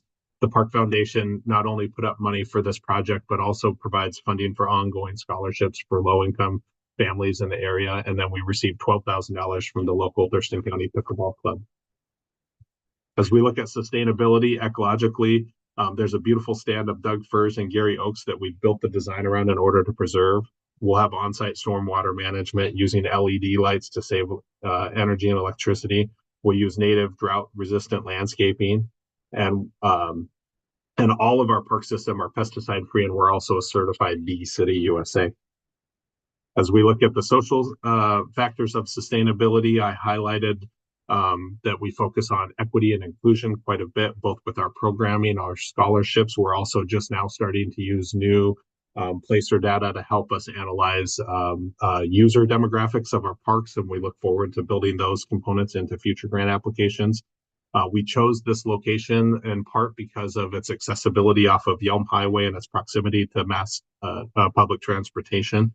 And then we also will provide ongoing environmental education through our stewardship program.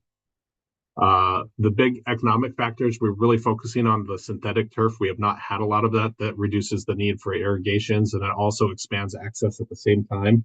We know that the pickleball tournaments will be popular, and that when this soccer complex is fully built out, it'll be a destination for our community and allow Olympia teams to host home games at home for the first time ever.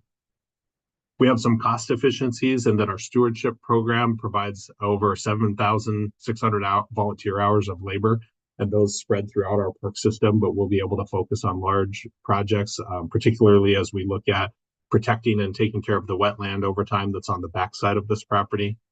We've received the donations, and then as we re-looked at the design of this property, we moved everything up to the front portion of the property to save in infrastructure and utility costs. So there's been some specific design decisions that I'll better show as we come back for the final presentation.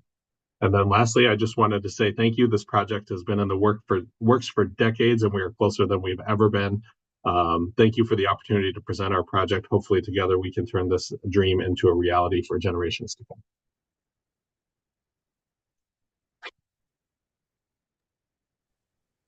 Thank you, Paul. So first off, feedback where you went over by about 2.5 minutes. Okay, we'll cut that down. Thank you. Okay. Feedback or questions for Paul?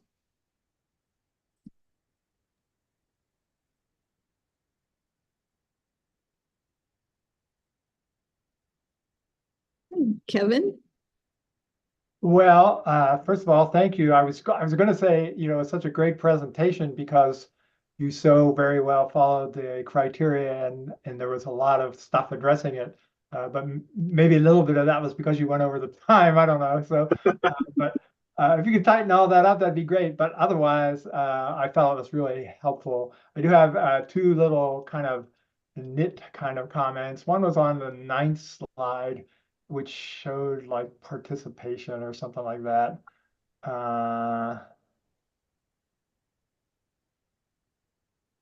Yeah, so I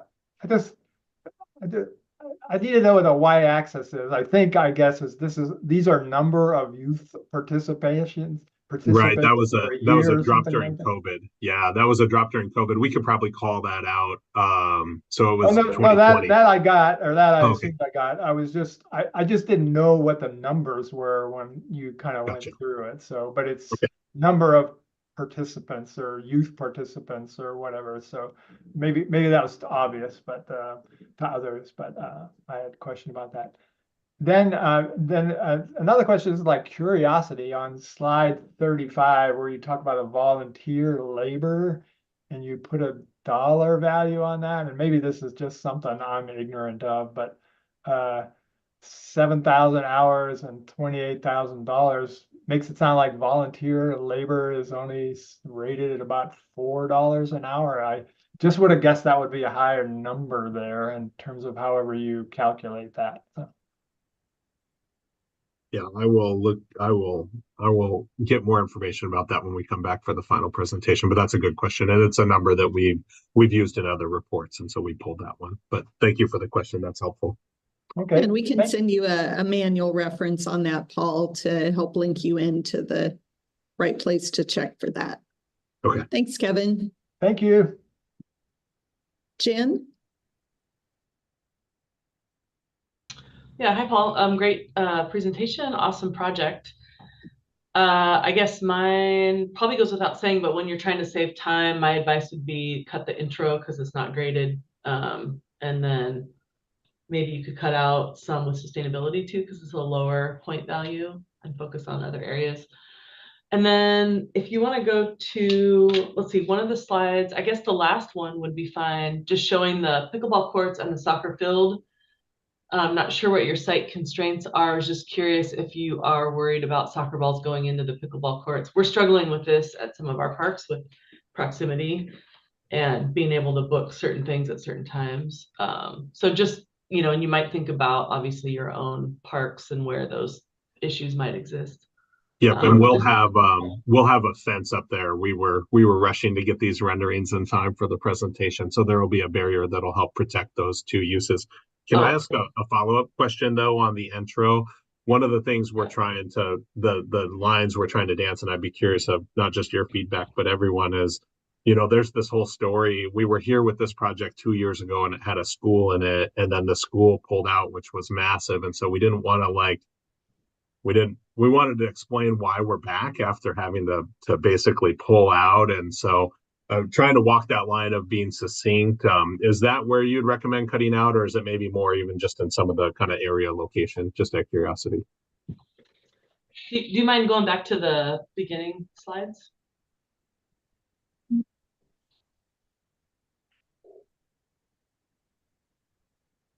Also, while she's doing that, Laura Keehan's also here too from our planning and design office too. If there's other technical questions.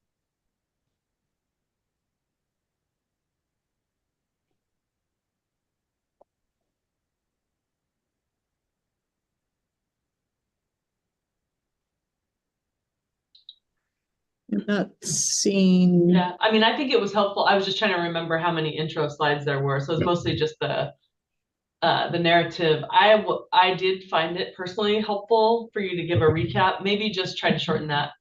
Okay, yeah, we can tighten that up. I appreciate that feedback.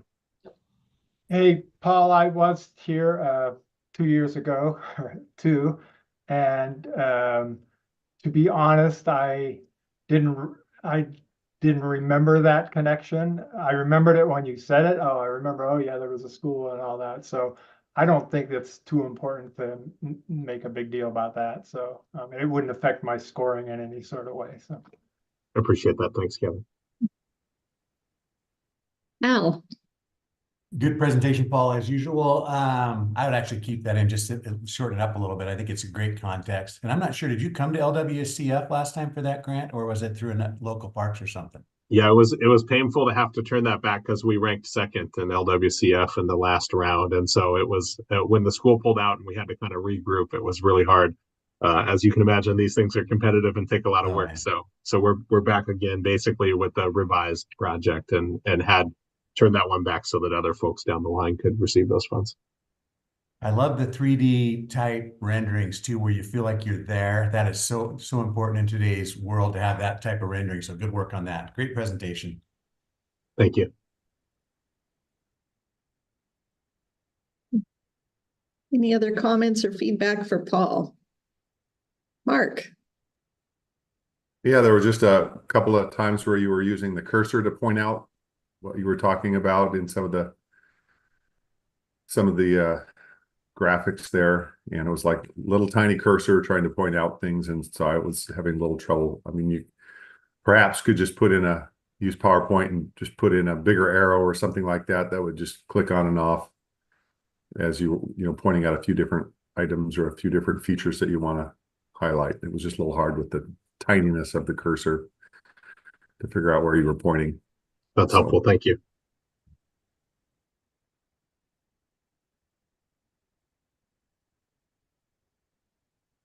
Hey, if we have no other comments or questions for Paul, we can let you go. Thanks, everyone. And yeah, the evaluating committee will wrap up their comments and you'll be hearing from your grants manager, and we'll be sending your application back for any edits that you choose to make. Very good. Thanks. We'll see y'all in a couple months. All right. Thank you.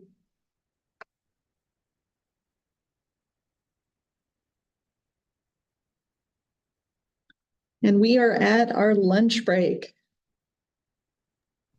So it looks like we need to be back by a couple minutes before 1:05. That's when our next applicant will present. So we'll see you then. Sounds good. See ya. Thanks all. Deanne? Yeah. I'm not sure if I'm going to be able to make it back by the 1:05. Is that okay? Oh, yes. Okay. Yep. I might just miss that presentation. Yeah. Yep. That's perfectly fine. We appreciate what time you can contribute, and being here as much as you can is helpful, but thanks for letting me know. So we'll get started on time. And yeah. This is really fun. It's fun to be on the panel. Thanks. Thank you. All right. This is Alex. I have a quick technical question. I'm just prepping for the next presentation that will come after lunch. Is Oak Harbor. And when I go to the drop-down menu for the projects and I click on Oak Harbor, nothing comes up. And come up when I went to next following Olympia. So it may be me. I had a lot of trouble the last couple of days getting to this point. So does anybody else have a problem? And if not, could you make sure we're all geared up? I'll be back early after lunch. So just let you know, I'm not seeing it, and I'm generally following along and wanting to. Yeah, I've got it up on a different screen. I can see it. Is there anyone else that is having trouble? I can see it as well. Yeah, I can too.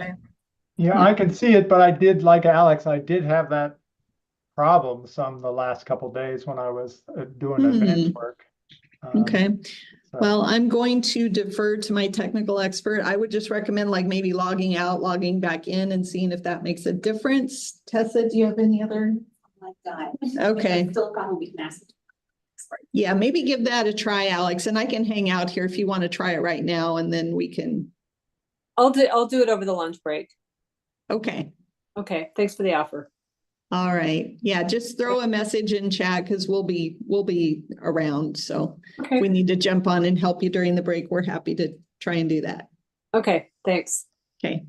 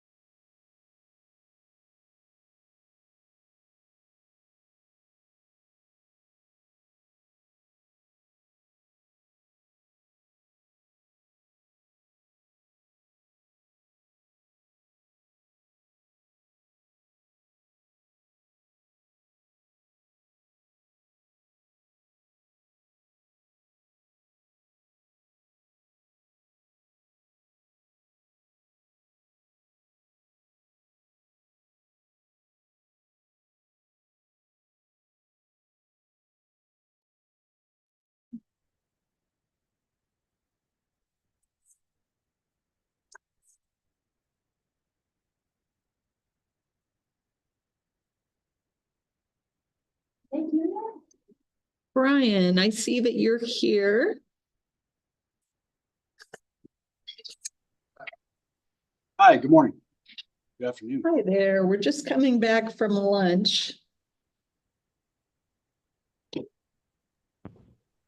Hi, Brian. Hi. How are you, Jen? And Brian, are you presenting today? I am, yeah. I have Brandon and Wendy here with me as well. Okay, great. Just gonna wait just a little bit longer, make sure we're all in the room before we get started. And Brian, I'm gonna pass the remote over to you. Okay.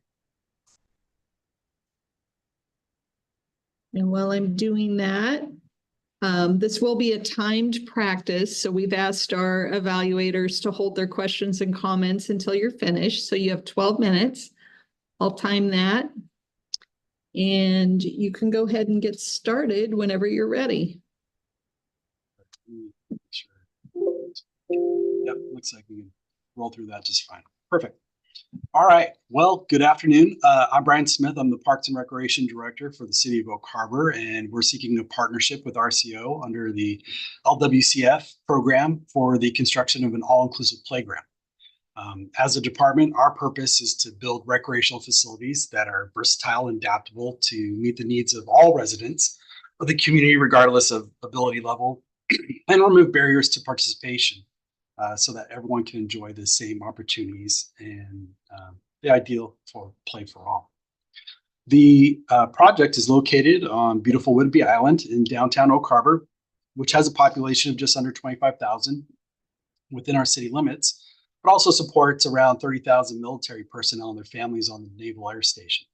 The project's service area includes families in small communities throughout Island County and Fidalgo Island as well, with a total service area population of just over 107,000.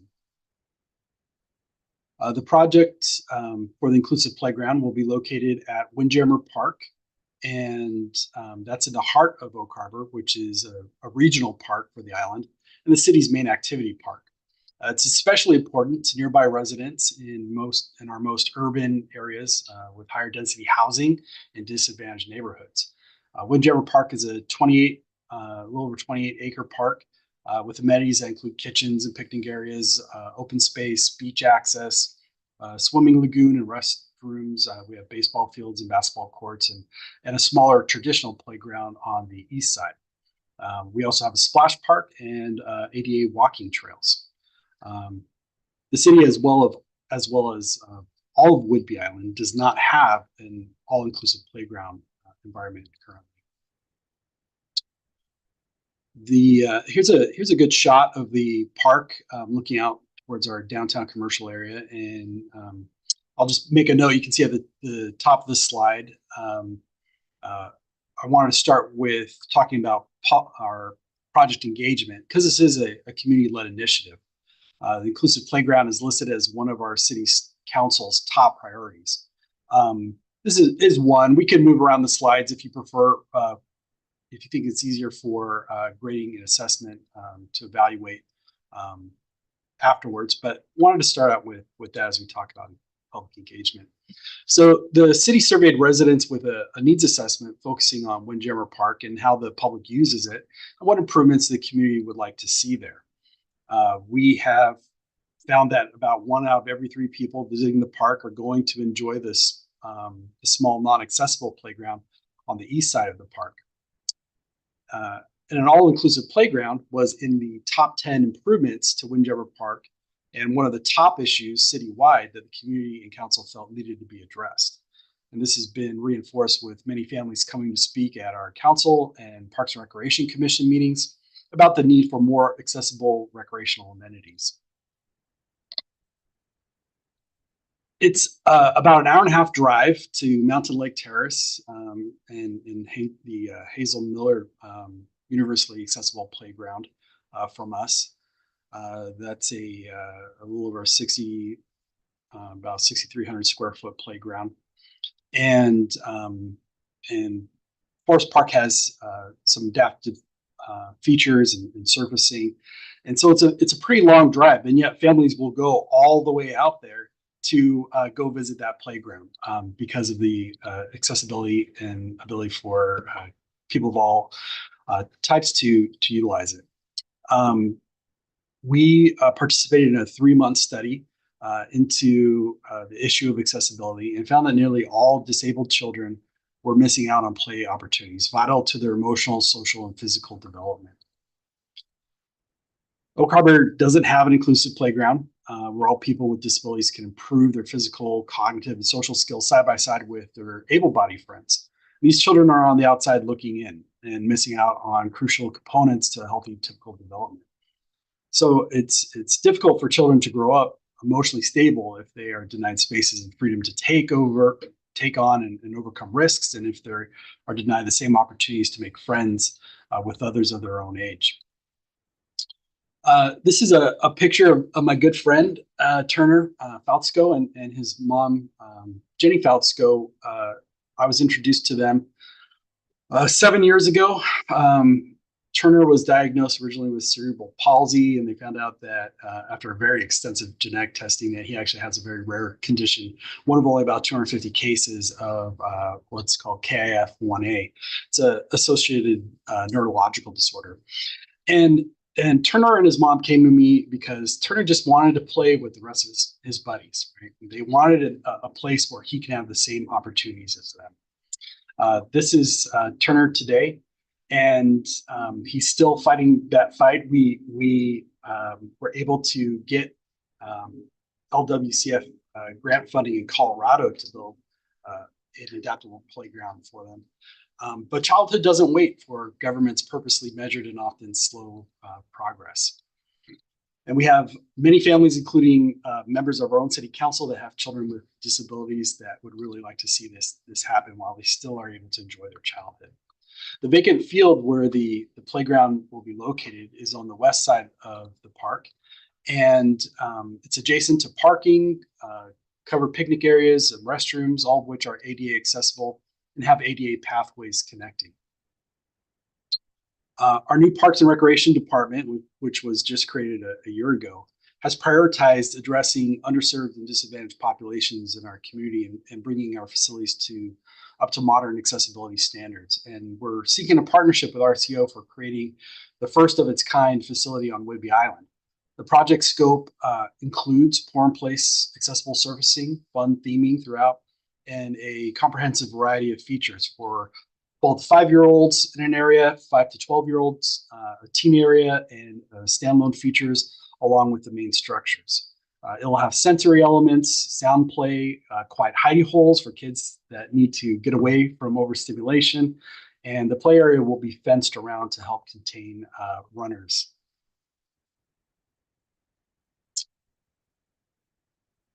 So the vision and goal with this project is to provide a regional play space in a centralized pedestrian-friendly location, easily accessible by multimodal transportation. It'll be approximately 16,000 square feet, where visitors of all ages and abilities can play in a safe environment. I'd like to touch on other important factors as well in the implementation with project sustainability. The project will include an agronomic design that will reduce water consumption and showcase sustainable landscaping. We're using specialized recycled materials that are resistant to erosion and environmentally friendly. And as a location built on ancestral lands, we have an archaeologist on staff to work with RCO on cultural resources.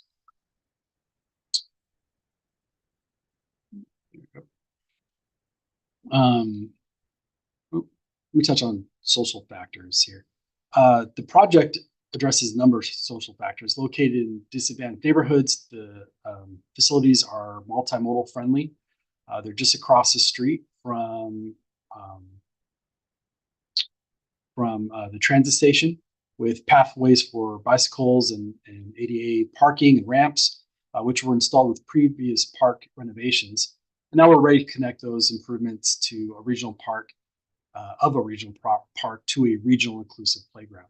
So this project will add in accessibility improvements bringing it up to date with the rest of the park for inclusive access.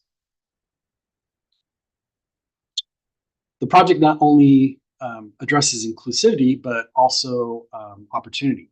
The inclusive playground will draw people from around the region as the only facility of its kind in the area, which will bring in much needed tourism dollars to the area as well. It's located near adjacent stores and restaurants. And the project is a $1.4 million project. The City of Oak Harbor will contribute $450 in cash, along with staff labor and private donations. The city is prepared to start the project in July of next year, 2025, with most of the work occurring over the winter, with completion in early spring of 2026. We have a lot of cost efficiencies with the project that will help us out. We already have supporting infrastructure in place and around the playground area. And from the onset, this has been a community-led and city-supported project. It really is just plug and play. We understand the requirements with federal funding. Oak Harbor has been receiving federal funds for many years through a number of grant programs. The city has a full-time grants administrator responsible for grant compliance, both in progress reporting and financial reporting. And I've partnered with the LWCF program previously in Colorado before to create an inclusive playground there as well. So the city really is ideal for an all-inclusive play environment. The Naval Air Station here at Whidbey Island is designated as what's called an exceptional family base, meaning it is specially equipped to support families with children with disabilities. Oak Harbor has a higher than average number of families that have children with disabilities. The school district reports 20% of its students have a disability compared to the national average of 15%. So working together, we hope to create the best and first all-inclusive play environment on Whidbey Island. And me and my staff here, we're happy to answer any questions you have and look forward to any feedback you'd like to give us.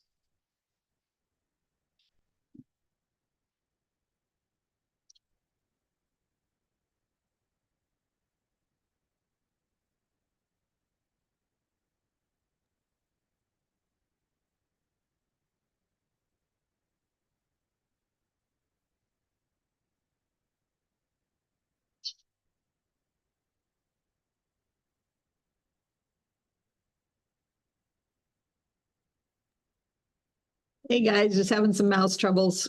Be right with you. Kevin, if you want to go ahead. Sure, thank you. Boy, I'm jealous of that location of the park. That's a beautiful site next to the water there. Hey, relative to your comment about rearranging the criteria, that would be helpful for me at any rate, because when we do these scoring reviews, we do kind of go bang, bang, bang. There's so little time and try to score as we go. So if you get them in a different order from the way they're structured for us, it makes it a little harder. Probably can make it work, but I would encourage you to do it that way. I had a question on slide 19. I think it's the previous one, the one we're on now. Maybe I missed it. Could you give a little more detail about the donations? That does sound like a little bit more than a bake sale level of donations. Were there some big contributors in there? It demonstrates a significant involvement of the community, and I just would look for a little more detail there. Yeah, we actually have a history of doing playground projects in partnership with the community, with donations. We have businesses that have contributed in-kind costs with construction, different things like that. We already have a lot of really good partnerships in place. We have a very, very active Rotary Club that raises hundreds of thousands of dollars for different projects just about every other year here.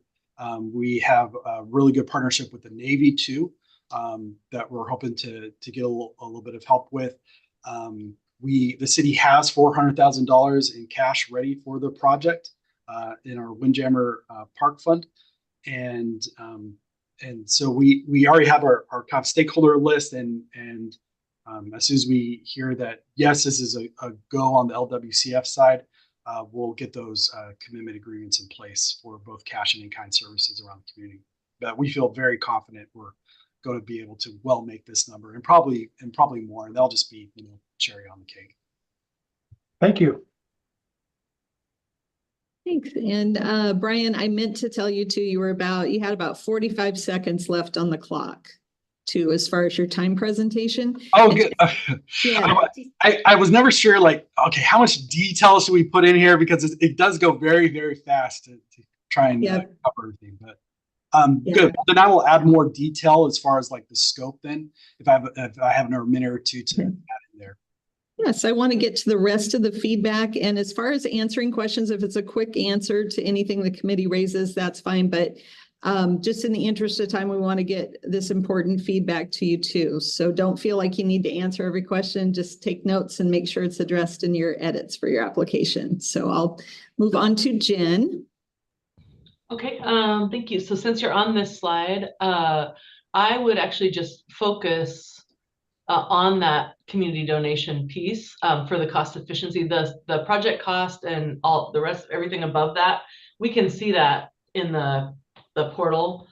And then I would combine, this one's really text heavy. I would say like with the infrastructure in place, you could probably combine some of those bullet points that you have there. Oh, sure.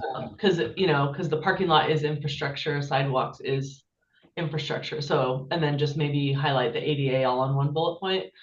And then I would go with the same font throughout. I noticed there were a couple different fonts and colors used. So it would just be a little bit more consistent, aesthetic if you use the same font and try to do the same size as much as possible. And then let's see, slide 20, I would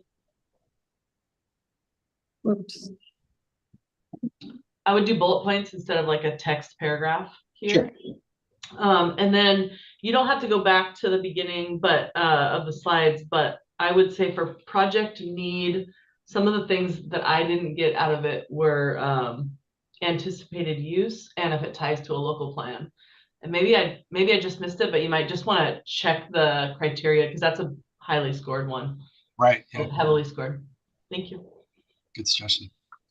Thanks, Jen. Alex. Hi, Brian.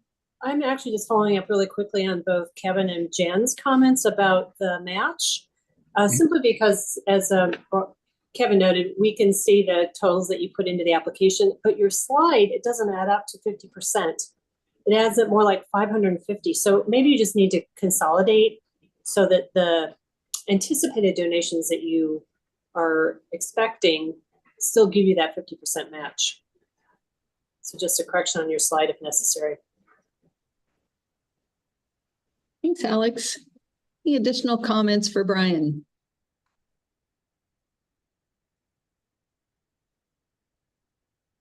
Okay, hearing none, the committee will wrap up their written comments to you, Brian, as will your grants manager, and your application will be coming back to you for any edits that you'd like to make. Great. Hey, thanks you so much. Really appreciate you guys taking the time to serve on this, and really appreciate your feedback and suggestions. Thank you.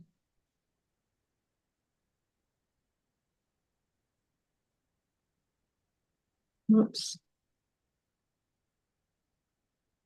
Do I have the mouse, Tessa? I think Brian may still have it. Yep, I still do. Okay. Let me see if I can get it back. I can't make myself leave the meeting. Yeah. Okay. I think we can throw you out. All right. Let's see. Oh, there he goes. Okay. All right. So let's see. It looks like we should have oh, there's Andy. Hi, Andy. Hello, everybody. How you doing? Doing well. You are here to present Pioneer Park. Yes, I am. Okay. So I'm going to go ahead and hand you the remote. I'll be timing your presentation today. So you should have control. Maybe give that a try. Yep, Okay. that looks like I do. Yep. So I will be timing you today. We've asked the committee to hold their questions and comments until the end. So you've got 12 minutes and you may begin whenever you're ready. Okay, thanks for having me today. Appreciate everybody providing me an opportunity to present on this exciting project, Pioneer Park Inclusive Playground, that'll provide a facility for all, not just in the city of Walla Walla, but an entire region. To orientate you a little bit with where this project is located, the project's located in the southeastern corner of Washington and Walla Walla County. So we look specifically at the city of Walla Walla. This project's located centrally in our city's central ward. And this map identifies our parks and recreation facilities across the city. Pioneer Park is our second largest park, and can be considered a regional park. Pioneer Park was opened in 1908 and is rich in history and is considered the crown jewel of our city's park system. The goal of this project, as adopted by the Pioneer Park Playground Committee, is to create an engaging, open access space for children and adults of all abilities together to build community through creative play, natural spaces, and learning by developing emotional, physical, and mental health. The Pioneer Park Playground Committee has been working together since 2019 on this project. And again, this project will serve those throughout the entire county of Walla Walla and potentially neighborhood counties as well. There is a small accessible playground at a nearby park, a couple blocks away from Pioneer Park, but there's no such facility that we're planning here in our park system or in the county. This is an aerial shot of our current playground. There's multiple deficiencies here with this 22-year-old playground. As you can see, it's all wood chips. There's no accessible route to our restroom or parking lot.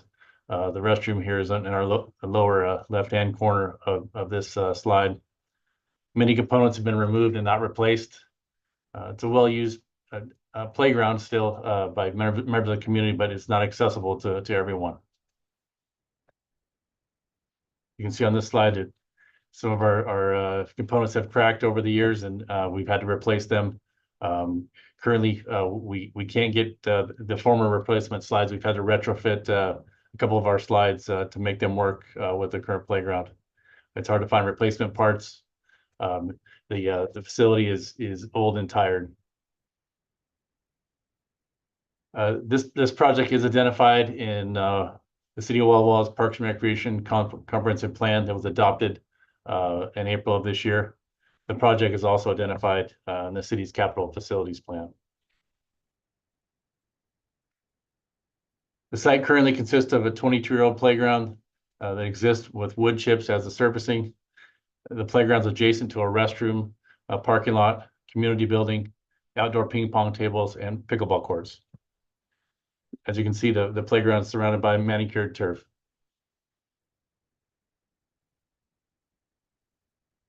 What's being proposed by this project? You can see this site plan depicting our plans as part of this project.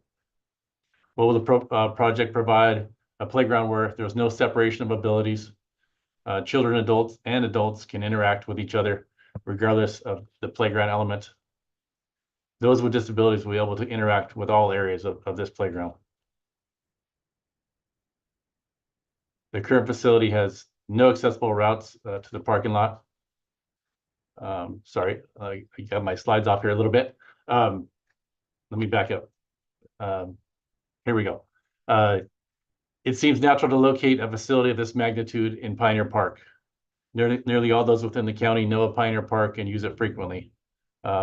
Recently, some geofencing data indicated that in 2023, there was 313,000 visits to this park. It is a highly used park in our region. The current facility has no accessible routes to the parking lot or restroom. You can see in this slide that we're planning accessible routes to and from the restroom as part of our project. This is a key feature to make our project accessible. Servicing, as I stated before, is wood chips in our current playground. However, our project's going to be poured in place rubber for the majority of the project, and with some internal concrete paths. The facility will feature hills, towers, bridges that'll provide rich play value to the users. In addition to the shade provided by retaining the current trees at the site and also planting of additional trees, we'll also incorporate shade structures within the project, which provide users shade from our 100-degree weather we often experience during the summer months.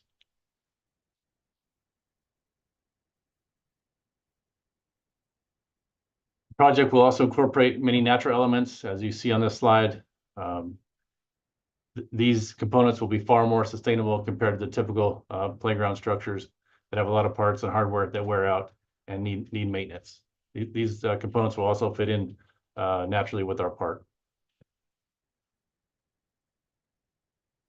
The project cost is $3 million, including design and engineering. We feel confident with these estimates as they were developed in partnership with a qualified design firm. If awarded this grant, we are prepared to move forward in hiring a design firm to complete the construction drawings, obtain the necessary permits, which are building and grade and fill permits, and we anticipate completing construction in 2026. As far as public engagement goes, our committee's done an extensive public engagement process. You can see on this slide, we created a virtual open house that incorporated a 3D fly-through of our project that was visited by over 800 people, and they had an opportunity to provide feedback on our project. But we didn't just stop at virtual feedback. Our committee was at over 10 events over the last year, community events, and we estimate the committee spoke to over 3,000 residents about our project and gathered feedback as well. Our partners, notable partners include the Walla Walla Valley Disability Network, Walla Walla and Columbia County Accessible Communities Advisory Committee, who both of these groups also sit on our Pioneer Park Playground Committee and influence the design of this project. In addition, we've received financial partnerships with two local trusts, Sherwood Trust and Stubblefield Trust. Both have committed funds already to this project. As far as sustainability goes, we plan for an improved tree canopy. We plan for stormwater to be collected on site. We plan to use drought-tolerant native plantings. The pollinator habitat will be improved. Automated irrigation in the turf areas around the project. We see this project as a gathering place for all. It'll be accessible by pedestrians and bicyclists. It'll undoubtedly promote physical activity. It'll be lower maintenance, and the operational costs will be reduced compared to our current playground, as well as have a longer lifespan. As far as cost efficiencies, funding we already have in hand. We have $210,000 in hand, with an additional pledge of $150,000 from Sherwood Trust, who's already given us $100,000. Anticipated funding. And I know this is a little bit off from what it says in PRISM, which I will remedy in the final proposal. But non-governmental support we anticipate to be $750,000. The city of Walla Walla, although the city hasn't approved its budgets for 25 and 26, it's likely they'll contribute $250,000 to $300,000 for this project, if not more. We're applying for $500,000 from WWRP. And also 1.5 as part of Land and Water Conservation Fund. Happy to answer any questions that you might have about this project.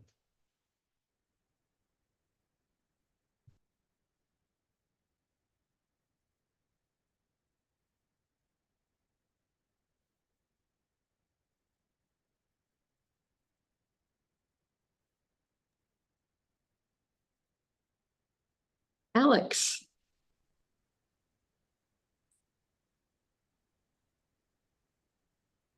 Oh, Alex, you're muted.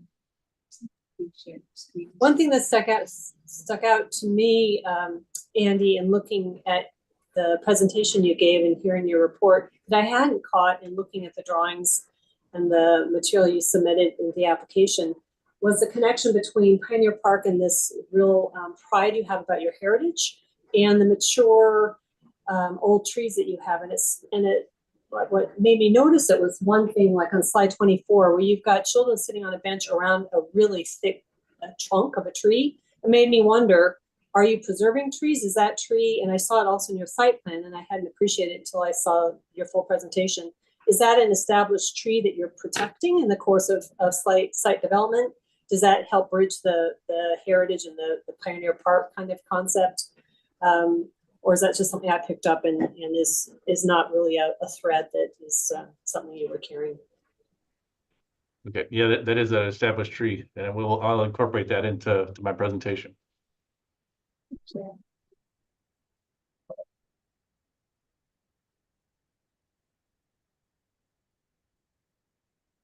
Okay, back. Okay, Jen. Okay, hey Andy, just a couple quick things. Your presentation was really easy to follow along with the grant criteria, so that was really good. The one thing I didn't get from number one, the need, was the anticipated use. So you might just look back at the grant criteria and make sure you're hitting all the points there.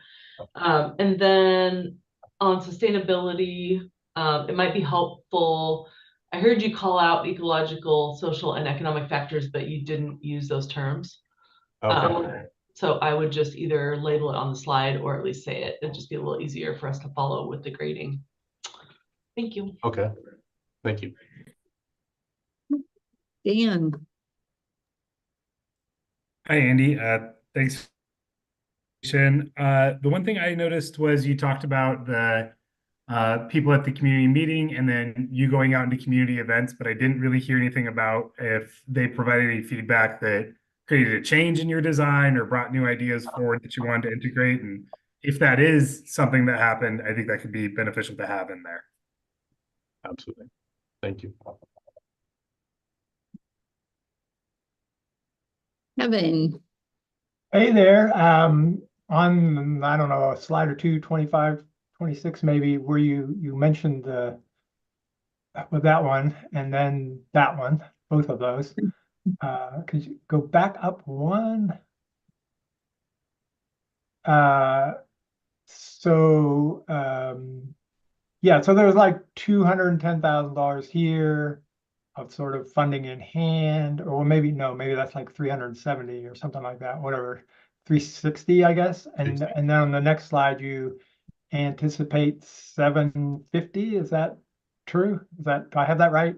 That's correct. Okay. Well, I would just say that anything that you could define by the time we meet again as being in hand or emphasize would be great. That 750 is really, to me, a nice, significant, healthy demonstration of community support and all that. So the more solid, whatever you can make that would be great. Okay. Thanks, Kevin. Any other questions or feedback for Andy?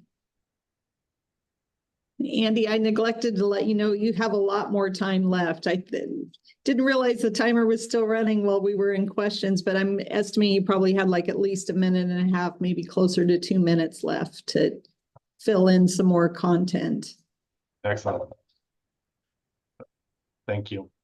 Well, if there's nothing else for Andy, we'll let you go. You'll be getting your application back with written comments from the committee and your grants manager. We'll see you back here in August.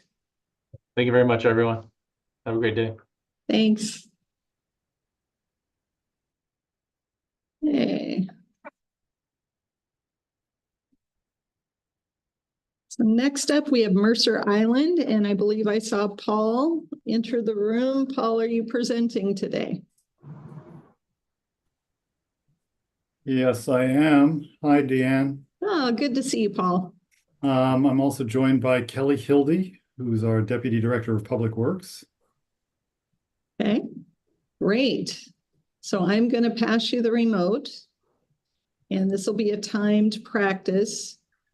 So I will be timing you, and we've asked our committee to hold their questions and comments until you're finished. So you'll have 12 minutes to present today, and you should have control. Okay, I just clicked the slide to advance it. Nothing happening. I think that's you. Yeah, that is, I'm on the slide. I just am not sure how to advance. If you click on it, you should be able to use your arrow key. Ah, there we go. Okay. There. Okay. There we go. I'm good. All right. So you may begin whenever you're ready. Well, good. My name is Kelly Hildy, and I am the Deputy Director of Public Works for the City of Mercer Island. Joining me today is Paul West, Senior CIP Project Manager. Today, we will be presenting our proposal for a Land and Water Conservation Fund grant to fund a portion of the Luther Burbank Park Access Improvements Project. The City of Mercer Island is in King County in Western Washington. Our project is within Luther Burbank Park on the north end of Mercer Island. The site is located just off of I-90 between Seattle and Bellevue. Luther Burbank Park is a scenic 55-acre open space park with 3/4 of a mile of shoreline on Lake Washington. Developed as a regional park in 1972, it serves the greater community thanks to funding from the Interagency Committee on Outdoor Recreation, also known as RCO. The park area is circled in red. The project goals include improving accessibility by installing ADA compliant pathways and lighting throughout the central campus of the park to ensure safe and easy access for all users regardless of ability. Enhancing safety by implementing new lighting in the main parking lot to deter crime and vandalism, improving park security for visitors. Expanding capacity by increasing parking capacity to accommodate the anticipated rise in park users, including those drawn to the new pickleball courts. And promoting year-round use by addressing concerns about dark winter months by providing proper lighting, making the park a more comfortable and secure destination throughout the year. In 2022, Mercer Island completed its current PROS plan after 2 years of public process. This was a major update. Statistical surveys confirmed that walking and open space are top recreational priorities. The plan listed this project for 2023, indicating it as a priority for construction. The City Council budgeted partial funding in this biennium.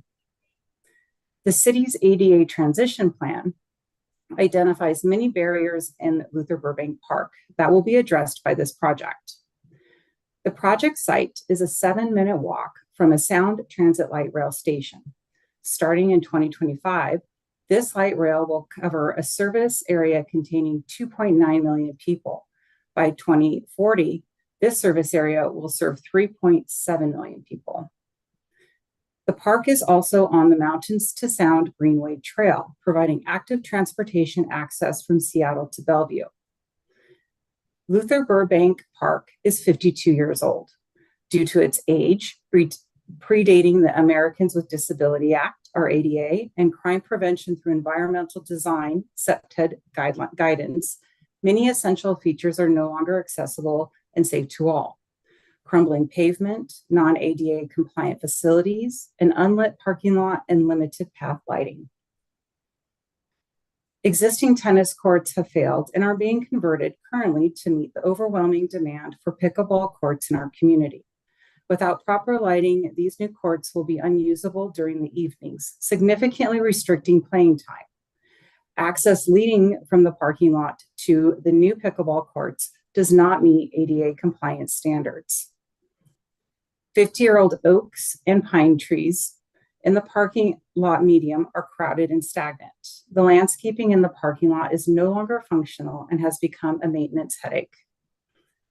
There is a high demand for parking, but the parking stalls are sized for 1970s cars. It is not an efficient use of space. Restriping a portion for compact stalls could easily increase capacity by 20%. Luther Burbank Park is used heavily in the evenings and in the early mornings. Dog walkers are especially prevalent at these times because of the presence of the off-leash area. But joggers and walkers also come here for the easy access and gentle terrain. There are usually cars in the parking lot until closing at 10 p.m. Car break-ins and catalytic converter thefts have become more prevalent in recent years, according to the Mercer Island Police. They have requested lighting in the parking lot to deter theft. With 8 pickleball courts opening this summer, demand for parking and other facilities will increase. When lighting of the courts is completed, lighting the parking lot will become especially important. According to a statistical survey by Bellevue College students, 60% of park users come from surrounding cities.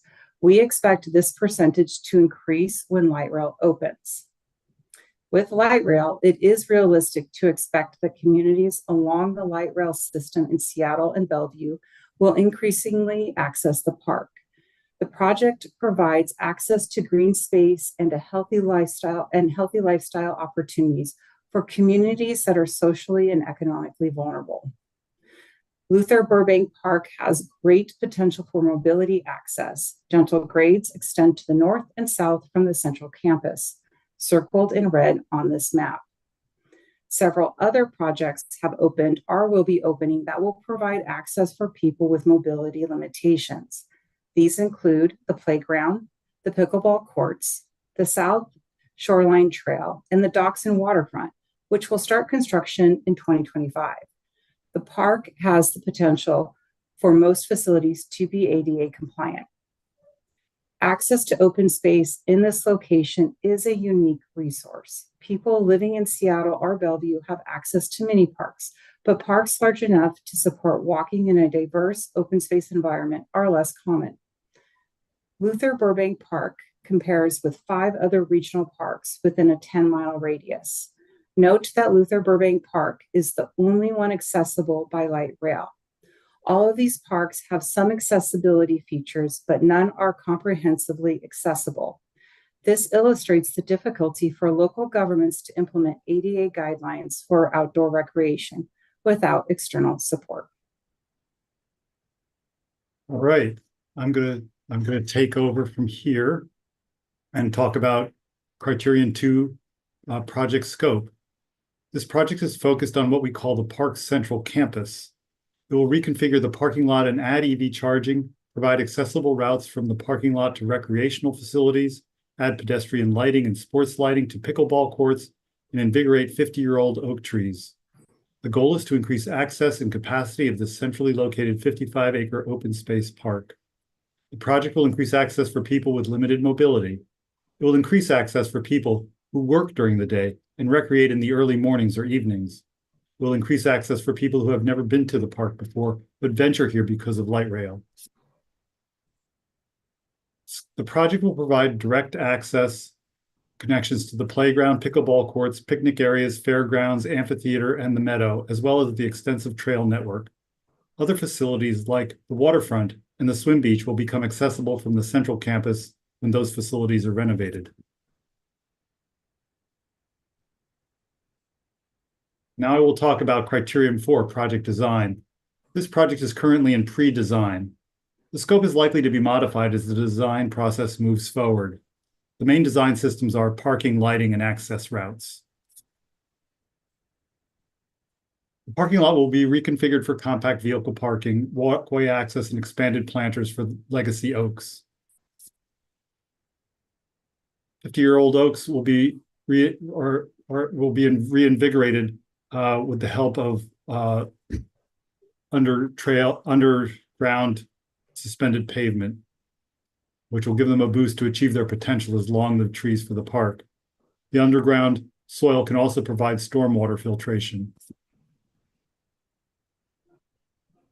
New paths will be created and existing ones will be upgraded to comply with the Americans with Disabilities Act. These will connect directly to recreational destinations such as the playground and pickleball courts.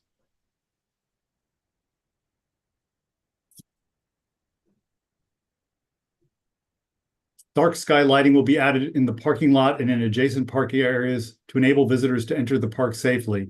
The project design will utilize CPTED principles to provide a comfortable and safe user experience for park users.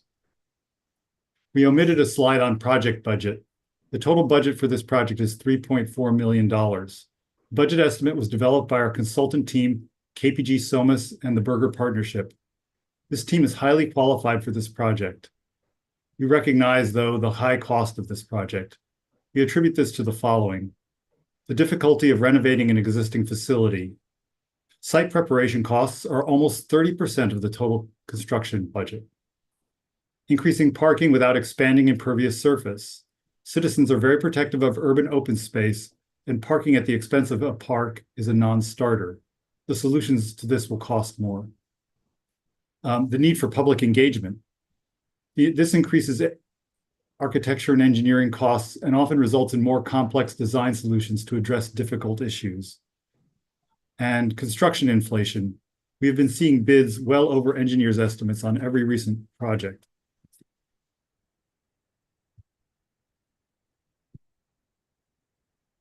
I will now cover Criterion 5 project engagement. This project is prioritized in the 2022 PROS plan, as I mentioned before. Project engagement was in a 2-year extensive public process, which ended up prioritizing this project. As we said before, walking and open space are the highest priorities in the plan. This project is in pre-design. However, the city has already engaged several groups in this process.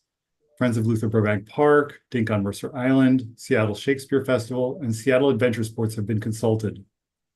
Building on successful consultations with the Snoqualmie and Duwamish tribes from previous projects, the city will continue comprehensive consultation throughout this project.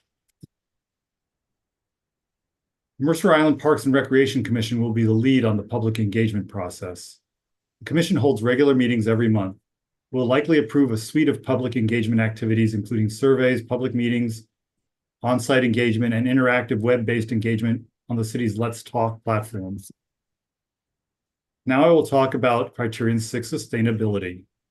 The city intends to improve water quality by implementing on-site treatment from parking runoff with LID techniques. Electrical vehicle charging stations at the park will align with the city's climate action plan to reduce greenhouse gas emissions by promoting electric vehicles. Transit and active transportation opportunities will allow park users to visit with a low carbon footprint. Proposed lighting will minimize light pollution, reduce energy consumption, and create a more natural nighttime environment. Oops. As we said before, we will be conserving the legacy oaks and also implementing drought-tolerant landscapes. Sustainability also extends to other parts of the state by this project. This project provides outdoor recreation in an urban center. An attractive open space recreation in the city reduces energy consumption for travel to distant destinations and also reduces impacts to backcountry ecosystems. This project leverages, now I'm going to talk about cost efficiencies.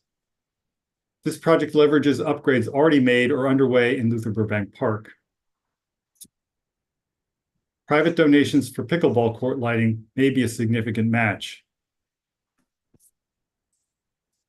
This project anticipates, is needed to expand the capacity and anticipated demand for this high quality open space park that serves a wide area and a diverse population. Thank you.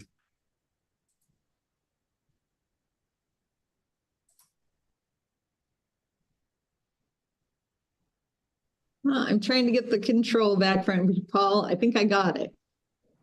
Looks like it. Okay. Any questions or comments for Paul and Kelly?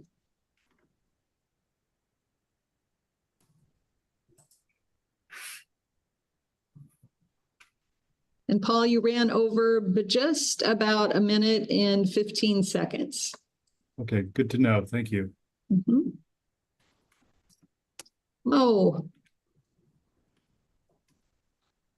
Sure, just under need and local priorities, I would just encourage you to take a look at the scoring criteria again and really focus on the questions that are being asked. I didn't feel like they necessarily lined up, and there was a lot of time spent on stuff that I thought was very interesting and compelling, but maybe not in alignment with the scoring criteria. Also around cost efficiencies, I missed what you said there. I didn't have time to absorb anything. And then there's some other notes in my thing, but otherwise looks like a really fun project. Thank you. Kevin. Hey, yeah, hi, Paul. Nice to see your face since we've had some interaction in the past. Somewhere around slide 9, I think you talked about the visitation from the broader regional area. And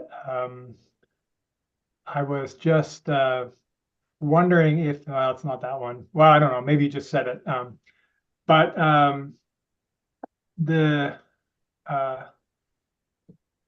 to the extent to which you may or may not have it, but you know, I mean, you have the sort of misfortune of being perceived or as a wealthy community, and so I think that makes this case stronger for you guys to emphasize a bit that you're pulling in people from all over the place. If you had, I just was wondering if you had any data like that said that, you know, 2/3 of the people that visit the park or whatever are not from Mercer Island or something like that, I would include that or something like that. So so that's one thought, and yeah, I'll leave the rest in the notes. Thanks. Great, thank you.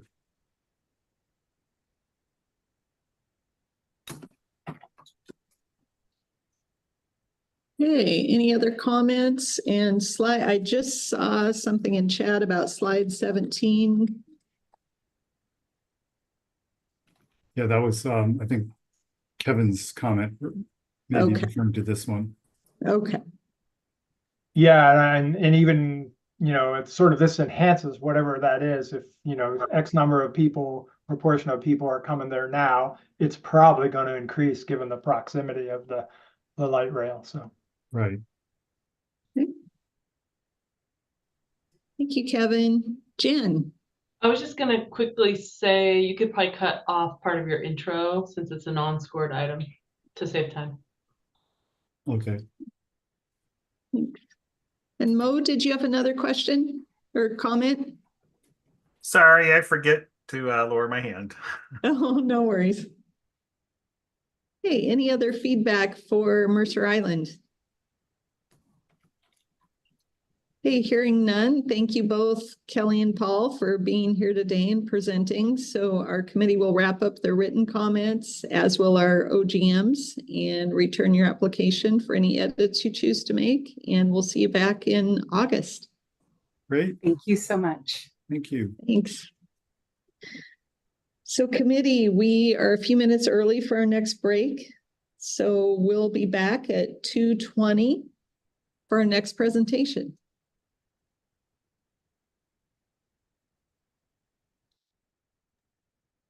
Hey, Deanne. Yeah. This is Al Spokane. I need to leave right at 3 o'clock, so I'll miss the last two today, but I'll come for the next two, then miss the last two. But I'll still read through them and get some input if I can.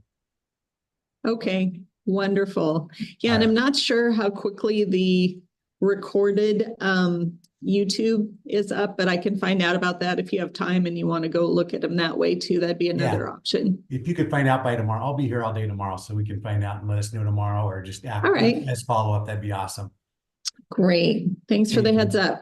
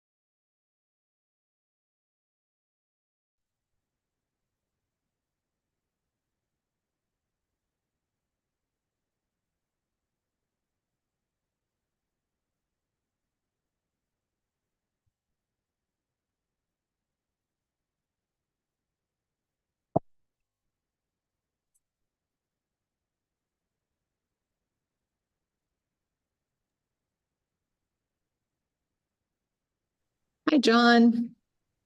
Hi, Deanne. How are you? Doing well. We're just coming back from a break, so I'll wait just another minute and make sure everyone's in. All right. Thank you.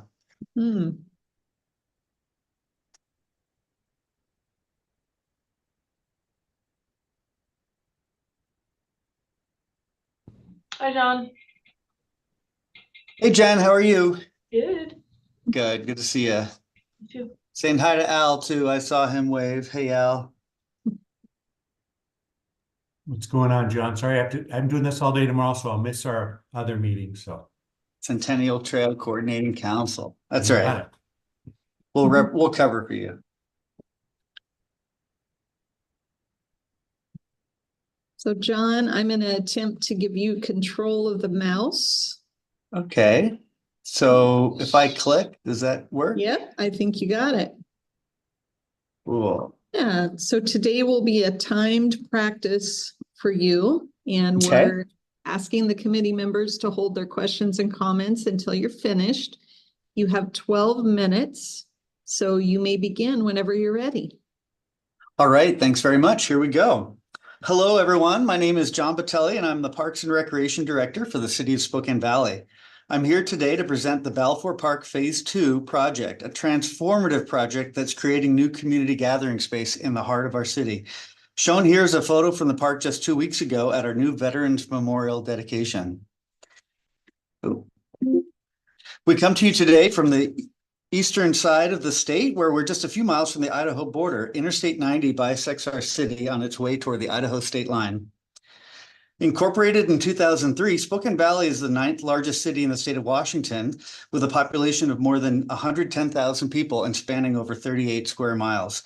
Balfour Park is in the center of our city. Shown on the map are 1/2, 1 and 2 mile walking distances from the park.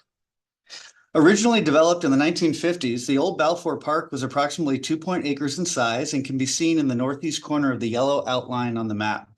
The city purchased approximately 8 acres to the west of the park in 2012 and entered into an interlocal agreement to sell up to 3 of those acres to the Spokane County Library District for a new downtown library.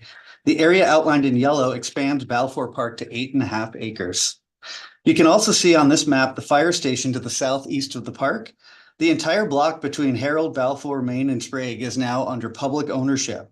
Across the 5 lanes of Sprague Avenue to the south is Spokane Valley City Hall. Here are photos of the original park, which included a small playground and restroom building, a gravel volleyball court, and open space. The library district began construction of their new library in 2022, and the city began phase 1 of the Balfour Park expansion in 23. The library property shown in green is complete, and the new library is now open to the public. Phase 1 of the park project is shown in blue and will be completed in just a few weeks. Future park elements shown in gray include 4 pickleball courts, 2 basketball courts, a large picnic shelter, an amphitheater stage, and the signature playground and splash pad, which are the subject of this grant application. Also being constructed this year is a stormwater treatment project that will reduce lanes on Sprague Avenue, add a new public transit stop, and install a pedestrian crosswalk to connect City Hall to the new park, greatly improving safety for our community.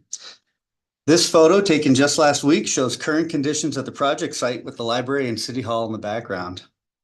So question 1, public need. The city's park system consists of active and passive recreational areas.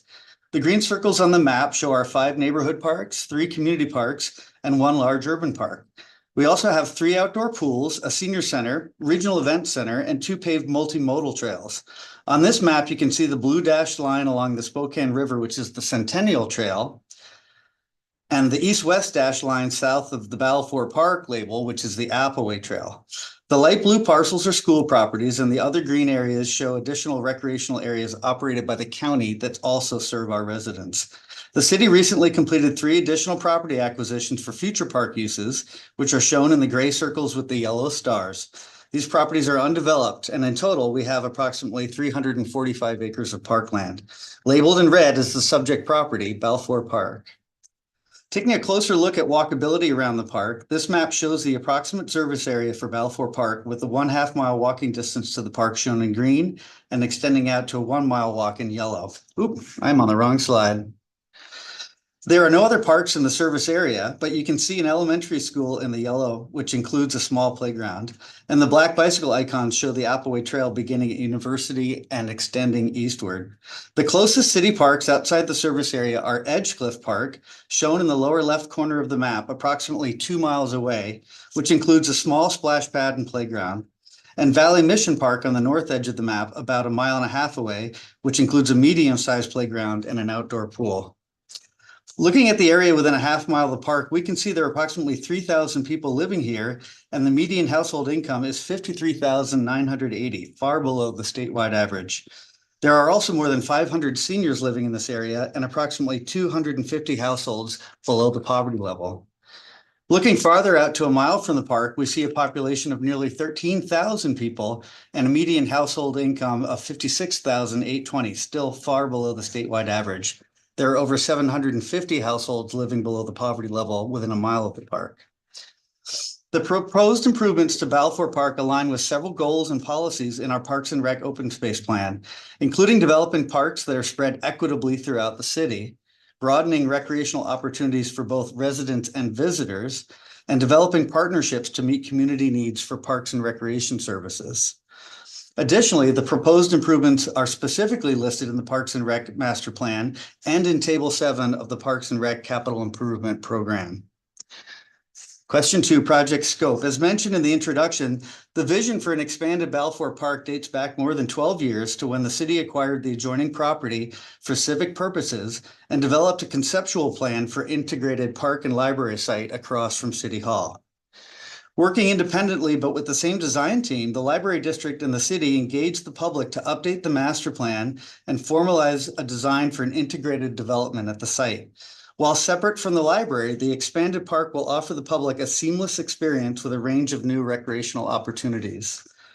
The updated master plan formalized locations for an amphitheater with covered stage, a new splash pad with associated restrooms, a signature playground, sport courts, event plazas, a large picnic shelter, walking paths, open green space, and a Spokane Valley Veterans Memorial. Shown here is the final site plan. Phase 2 will add the first signature playground in our city and the only splash pad in the park service area. Noteworthy in the design of the park building, which includes the restrooms and mechanical room for the splash pad, we also constructed a police field office where patrol officers can come inside and do paperwork. This rendering shows a vision of the fully developed park oriented to the southwest with the new library and city hall in the distance. The sport courts and parking would be off the slide to the bottom and left in this view. By installing the park infrastructure in phase 1, including parking, pathways, lighting, and underground utilities stubbed into the park building and the required restroom, the stage has been set for a cost-effective installation of the playground and splash pad, which were the 2 highest ranked elements in the new park expansion through public outreach. This photo shows the pad-ready location for the signature playground. The design for the playground has been developed with variety and accessibility in mind, based on input gathered through our master plan update in 2019 and 21. This photo shows the pad-ready location for the splash pad. The splash pad design integrates a variety of features and colors for a dynamic play experience in the heart of the park. Project design. Phase 2 and the entire scope of this grant application is to construct the signature playground and splash pad, the 2 highest ranked elements prioritized through the master plan update and design process. This word cloud, generated at an August 21 community workshop, demonstrates the popularity of these elements. The cost estimate of the playground was obtained through our design team and adjusted for escalation for 2026 construction. The playground area is over 11,000 square feet and intended to use the Forever Lawn turf playground surfacing system for accessibility and durability. Options for playground elements were voted on in the community design workshop and selected for a variety of ages and skill levels. Unique features include the ability for children with mobility limitations to get out onto the second story of the largest play structure, and also there's plenty of room and view lines for parents and grandparents to engage and observe from adjacent seating walls and park benches. The cost estimate for the splash pad was also obtained through our design team and adjusted for escalation. The splash pad will utilize a recirculated water treatment system to minimize water consumption. The design integrates multicolored lights and a variety of features for an engaging user experience and visually stunning display with no barriers to access. Finally, not part of this grant application, but a component of the project, the Heart of the Valley sculpture was donated to the city by the Spokane Valley Arts Commission and served as a partial inspiration for the splash pad design. The sculpture will be installed adjacent to the splash pad and anchors a major sightline within the park. And its name speaks to the community anchor point that Balfour Park will become. Project engagement. Public engagement on the Balfour Park expansion project really began back in 2012 when the city acquired the land adjoining the old park, and it has continued through the current day. The newsletter shown on the left was shared with the community in winter 2022, highlighting the results of a 2-year effort to update the master plan and formalize the park design. Stakeholder interviews, tabling events, in-park canvassing, neighborhood mailers, online surveys, and community workshops were all part of the public engagement process. Regular community updates have continued since phase 1 construction began, and the response from the community has been extremely positive. On the heels of the County Library District securing funding to build their library, the city finalized the Balfour Park design. Through an online survey and community workshop. 46 community members attended the workshop and over 200 individuals provided additional input online. The result was a prioritization of park elements that has led to the phase 2 project being pursued today. 2 amazing partners are providing support for the Balfour Park expansion project through donations and joint programming in the park. Although not specifically part of phase 2, the Seattle Sounders Rave Foundation is donating a soccer mini pitch in the park this summer. She'll be installed after phase 1 is complete. Rave is building 26 fields in Washington by 2026, and the mini pitch at Balfour will be the first Rave field on the east side of the state. Rave specifically chose Balfour Park because of the opportunity to partner with the library district and because of the low income and underserved population around the park. Additionally, our partnership with SCLD is strong, and together we host a free park program in 3 of our other city parks each year. As the new Balfour Park comes online, this location is anticipated to become the hub of this popular summer program. Sustainability. Our project has sustainability goals in several areas, including ecologically through the splash pad design and by increasing tree canopy and stormwater infiltration. Socially, by tying into the public transit system, providing a natural synergy with the Spokane Valley Library, creating a location for our police deputies in the park, and creating a community gathering space in the heart of our city. And finally, economically, by adding to our city's sense of place and establishing a downtown civic campus for public services. Finally, cost efficiencies. We have a pledge from the Spokane Valley Kiwanis Club for a $40,000 cash donation toward the new playground. As mentioned, the donated soccer mini pitch and art sculptures are not part of this grant application. But specific to phase 2, there are significant cost savings through the ready-built pads with utilities already stubbed into the restroom building, and overall at the project site through the shared use of parking and open space with the separately owned library property next door. And this concludes my presentation, and I'd be happy to answer any questions.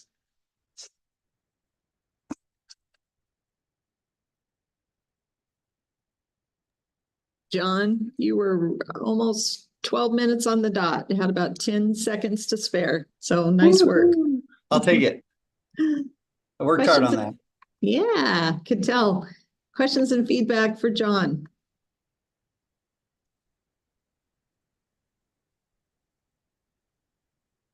Jen.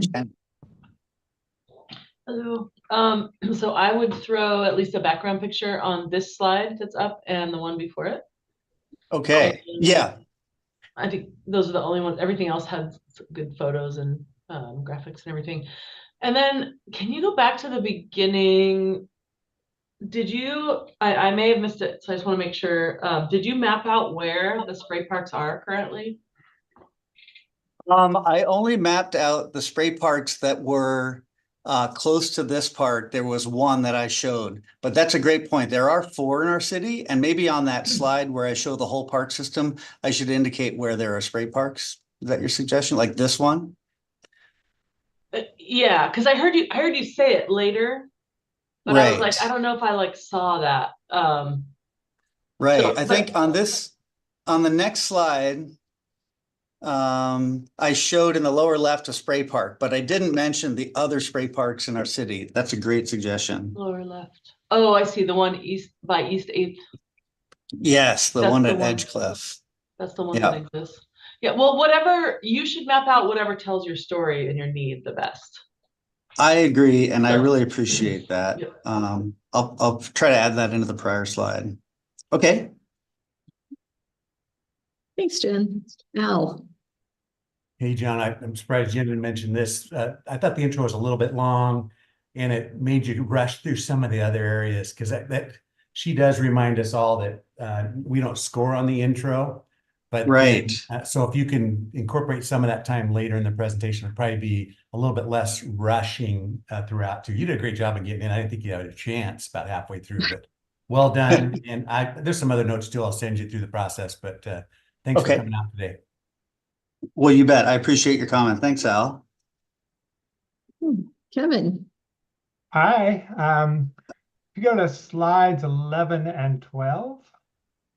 Slides 11 and 12. Yeah. Yeah. So these were like really hard for me. I think I was spending time trying to figure out everything that was going on and then not paying attention to you. Okay. So I guess my suggestion would be to pluck out of all that detail whatever the important points you want to make, and either just say have them as bullets or something. But this was just hard. You lost me here. So. Gotcha. Yeah, there's so many facts on here, and I highlighted 1 or 2 or 3 of them. So that's a really good comment, Kevin. Thank you. Yeah. And I just also wanted to say that on slide 19, I think it was, this is just a great slide in my mind. That's just a great rendering that really shows all the stuff. So kudos to whoever put that together for you. Awesome. I'll share that with the design team. Thank you. It really does show the vision, and it's fun to see the photos. You can see the real thing taking shape now. So thank you. Thanks, Kevin. Mo. This is maybe less on the presentation, but you mentioned the forever lawn or forever grass or whatever for the servicing. I know in Seattle we've struggled with blade length as in terms of accessibility, right? So we haven't found a manufacturer that's made something that's actually accessible. If you have, it would be great to know. And maybe even just for my perspective, maybe not for anybody else, you know, I don't remember the details, but just making sure that it actually is an accessible surface, because sometimes that it's like rolling on a thick carpet for wheelchairs sometimes, and just exploring that a little bit more might be useful. Man, I really appreciate that insight. Thank you, Mo. Okay. Thanks, Mo. Any other comments or questions for John?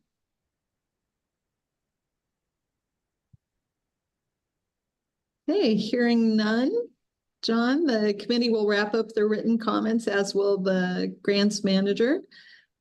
So you'll be getting your application returned and have the opportunity to make any edits you choose. And we'll see you back here in August.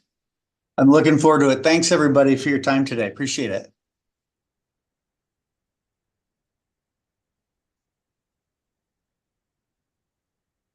Okay, so next up, I think we have Lily. Oh, and John, are you able to get out?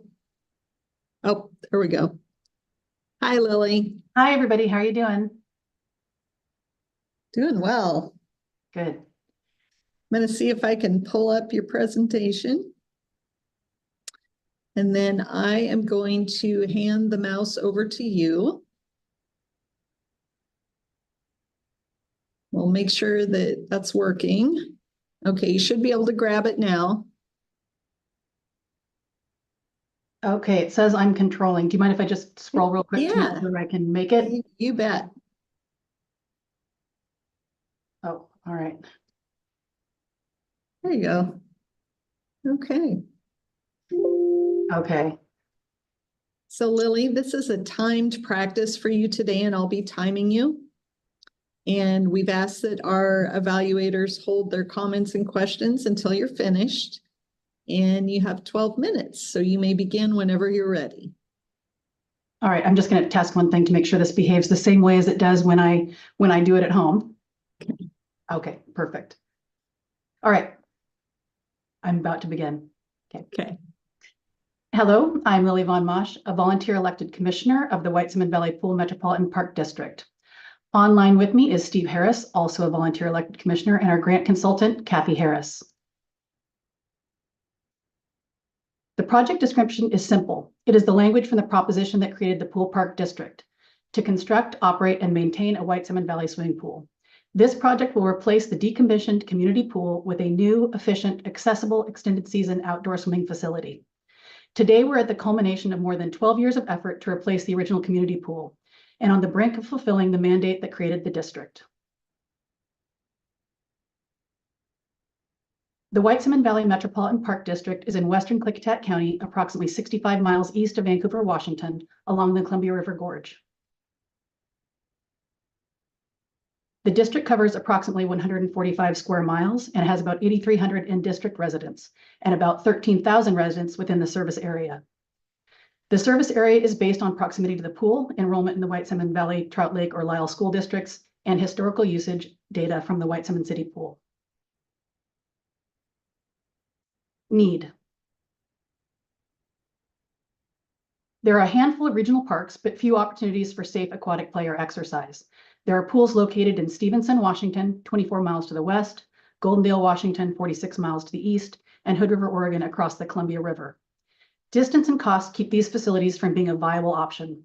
For service area swimmers outside of the city limits, it can be a 20 to 40-minute trip to Hood River Pool, which includes a costly interstate toll bridge. For non-drivers who take public transport, a round-trip visit can take as long as 5.5 hours. The cities of Bingen, White Salmon, and the Pool Park District have provided free summer swim access to the Hood River Pool, but uptake has been minimal. Data shows that even with free access, only about 9% of the average summer users of the original community pool visit the aquatic center. The socioeconomic trends and increasing population of our area show that the need for a community pool will increase. By 2040, the projected population of the service area will be over 17,000. Currently, 18% of district residents are 18 and younger, 22% are over 65, 12% of total residents and 26% of those over 65 have a disability that interferes with life activities. The service area is home to several underserved populations, including low-income families, senior citizens, Native Americans, and a large migrant seasonal farm worker community. The 2022 City of White Salmon Park survey found that teenagers were the most underserved population in the area, with young children and those with disabilities approximately tied as the second most underserved population. The same survey also noted that replacing the pool would be a way to better serve these populations.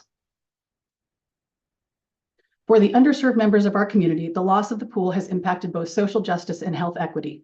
The rebuilding of the White Cement Pool will increase equitable access to recreation and address health inequities by providing economical and accessible access to exercise. It will support safety and drowning prevention by increasing access to swimming lessons and water safety education. It will provide youth development and opportunities with summer jobs and increase social inclusion and community building by providing an accessible, affordable social hub.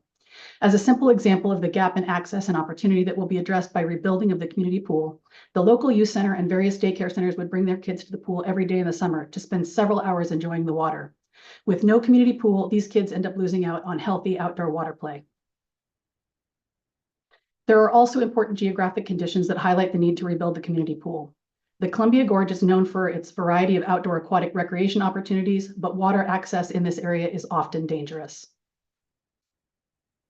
According to a new report by the CDC released this spring, drowning deaths are now on the rise after decades of decline.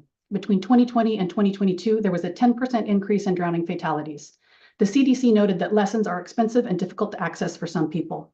The 2023 U.S. Water Safety Action Plan noted that applying a diversity, equity, and inclusion lens to skill-based programs will increase safety and comfort levels around water among at-risk groups.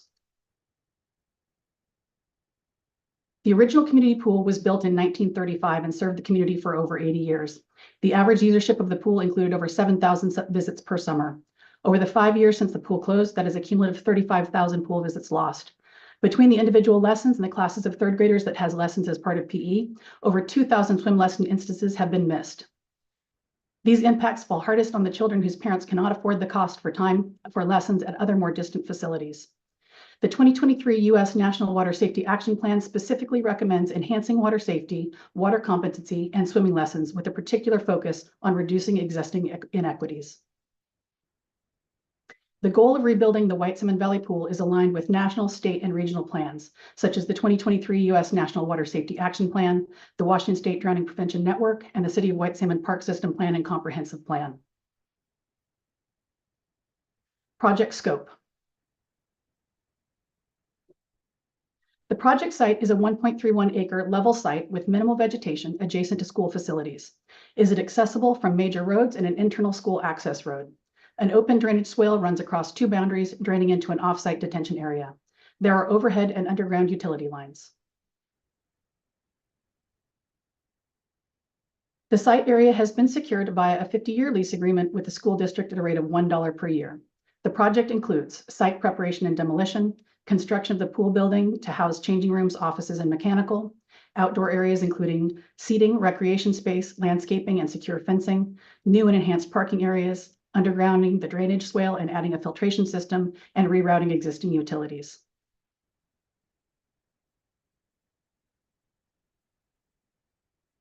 The facility will allow for a wide variety of aquatic-based recreation opportunities, from structured programs to open recreational swim periods. Project design.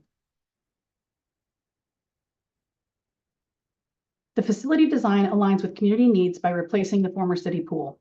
The scope of the design is based on extensive public input about usage. The project includes an outdoor extended season 8-lane by 25-yard pool that is 4 feet deep in the shallow end and 12 feet deep in the deep end, with a 3,684 square foot building for mechanical, changing rooms, and office space. The facility will meet all applicable ADA accessibility requirements for public pools, including changing rooms, ingress, egress into the pools, and incorporation of an ADA pool lift. The full project budget estimate is at $7.2 million.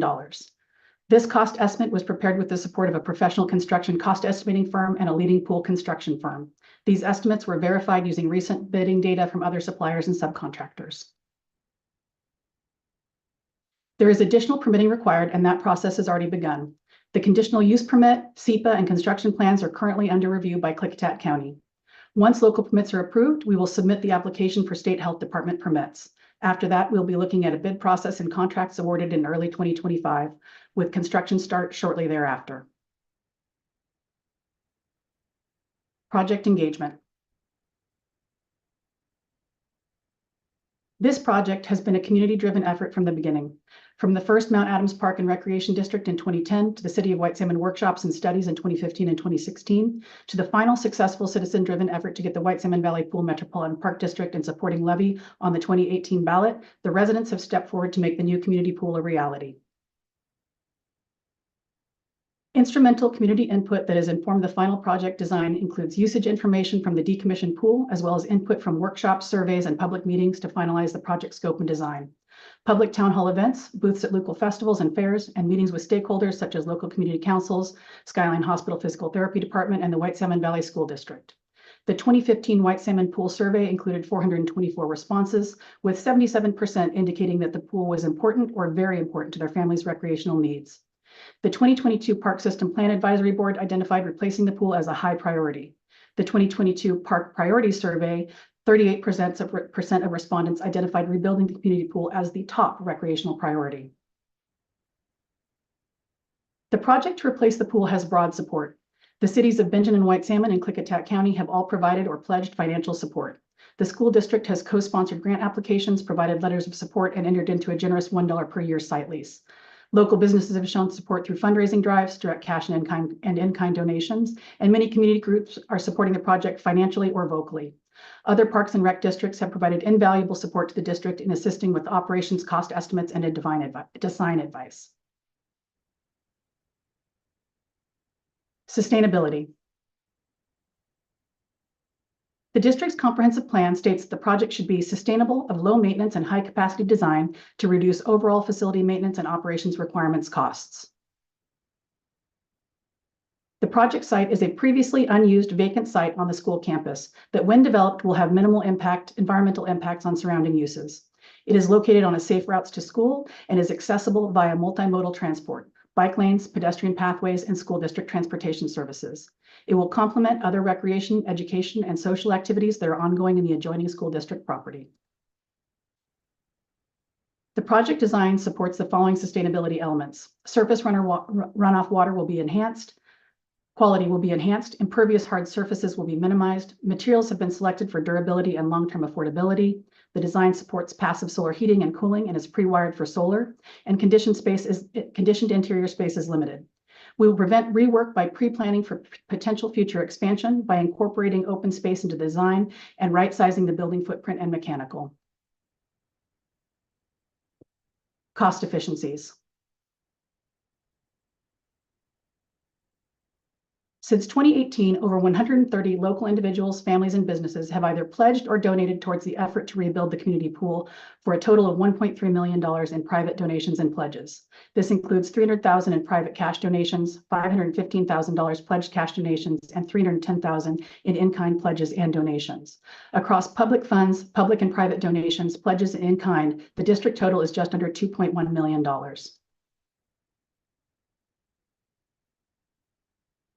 The district has already realized various cost efficiencies with the support of local entities and individuals.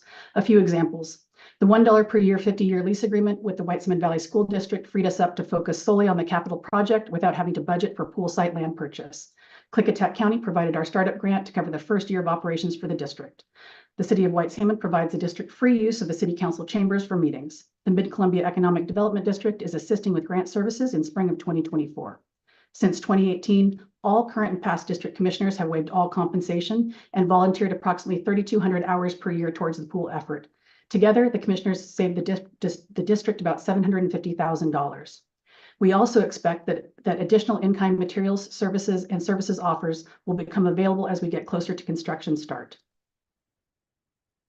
Finally, the threat that many community pools face is lack of ongoing funding. The levy that was approved concurrently with the creation of the White Cement Valley Pool Metropolitan Park District was designed to support the pool operations annually, regardless of any additional programming funding. This enables the pool project to ensure an additional 80 years of service with the new facility. Thank you very much. That's my presentation. Do we have any questions?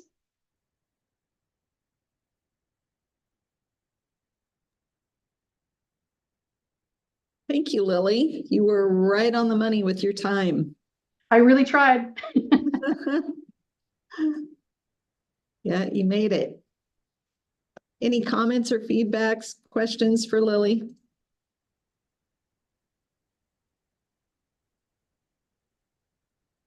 Jen. Hello, great project, really great presentation. I just have a couple of suggestions with the titling of your slides. You have it broken out into the proper sections based on the the grading criteria. But I kind of got lost a little bit when there were a lot of slides in one category. So yeah, this is a great example here. Cost efficiencies. I would label, if you have time, I would label them at the top, have cost efficiencies up at the top. And if there's like a sub point that you're trying to make, maybe include that, because as we're rating, we're kind of following along with the grant criteria. So it just kind of would make it easier. And then on slide 25 was pretty busy. I noticed 31 is the same. So there's those little labels. You've got the logos over on the right, but I can't really read the boxes, like the white boxes. Oh, you mean the letters of support or the white boxes on the, so the logos are the local entities, and then there's some letters of support, and then the big blue section is local business supporters. So we can clean that up if you feel like it's too busy. It's just sort of I think the broad spectrum of our supporters. Yeah, I think the logos are great. It's just that the white boxes that are over the logos is making it really busy and hard to read. So I would just remove those. Oh, so these little things right here? can you see my screen still, or I can't tell? Probably not. The ones on the big blue box. Yeah. Okay, Yes. so that's actually a screenshot from our website that explains what those are. So I could take just logos of supporters instead of doing the website. Great. Yep. And then one more quick one on slide 6. You mentioned it was when you were talking about the other swimming opportunities. What were there 3 of them besides yours? Yeah, there's technically 4, but the ones that are closest to us or in Washington State are the ones that I highlighted. So the red notations are where there are other pools in the region. But Stevenson Community Pool on the left side and Goldendale on the right side are the ones that are in Washington State. And then across the river is the Hood River Aquatic Center. Okay, the Goldendale, where's that one? It's on the far right side, but by the Highway 97. Okay, I guess I'm not, I would make those. Oh, I see. Over there. Okay, got it. It's far away. Yes. Okay. Yeah. I And think you might just be maybe arrows, bigger you arrows. might just circle them or make them a different than like a pin on a Google map. Just because people get used to looking at that and maybe disregarding it. So just make it a little more clear, I would. Thank you. Yeah. Thank you very much. Thanks, Jen. Alex. Hi, Lily. What a great project. Where I got lost was in your description of walking through the budget, because looking at the application that I looked at before the presentation, you talk about a total budget of 4 million, and yet verbally you described a 7.2 million. So I wasn't quite sure where or how it came together, because my first thought was, how do you do that for 4 million? Well, you're not, but you're doing this fantastic new pool. So I was just getting confused and lost. So maybe some clarification would help. I might need to review with our grant services provider because my understanding is that we are applying for a portion of the funds, but not the full amount. And so I don't know if Kathy's available. She's unfortunately been ill, so I'm not sure if she's available to answer that question immediately, but something I can clarify. Great. That's a good point, Alex and Lily. Yes, we definitely would want to understand the full total cost of the project and where all the funds are coming from. That clarification would be helpful. And Kevin? Yeah, this is along the same line, somewhere near the end, probably in cost efficiencies. I thought I heard you say something like you had commitments of over $1 million of donated funds or something like that. Yeah, we have direct private donations in excess of $1 million. That is inclusive of some in-kind and pledge donations. And then from public funding, we have commitments from the cities of White Salmon and Bingen of varying amounts, and also some from Klickitat County, plus the public funding that is accounted for by the levy that supports the pool district. Yeah, I mean, I don't know if there's a slide that addresses that, or there's not a graphical representation, but I could do that. I think I used a picture of the design versus a graphical representation. Yeah, I just feel that contribution from your partners is so significant portion of whatever this is for $7 million, whatever. I just think that's really worth highlighting because that just shows the community commitment to it to me.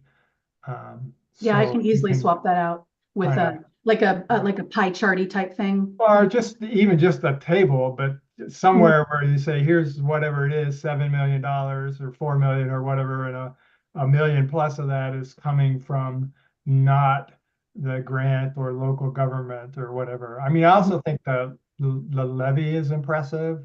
Anytime people are willing to tax themselves for something, that demonstrates we're very fortunate. A high level of commitment in the community. So great, thank you. I appreciate that. I was really struggling with what graphics to include and to make the the graphs appropriate, but also use some compelling images of the design and past usage of the pool. So I really appreciate that feedback. And Lily, I know your grants manager is listening and online with us, and they can help you with making some suggestions as to how to clarify your budget for us. Great, thank you. Any other feedback or questions for Lily? Hey, hearing nothing else, Lily, thank you very much for being here today. Thank you so much for your time. Yeah, the committee will wrap up their written comments, as will your grants manager, and we'll return your application to you for editing. And we'll see you back here in August. Great. Have a good afternoon. Thank you.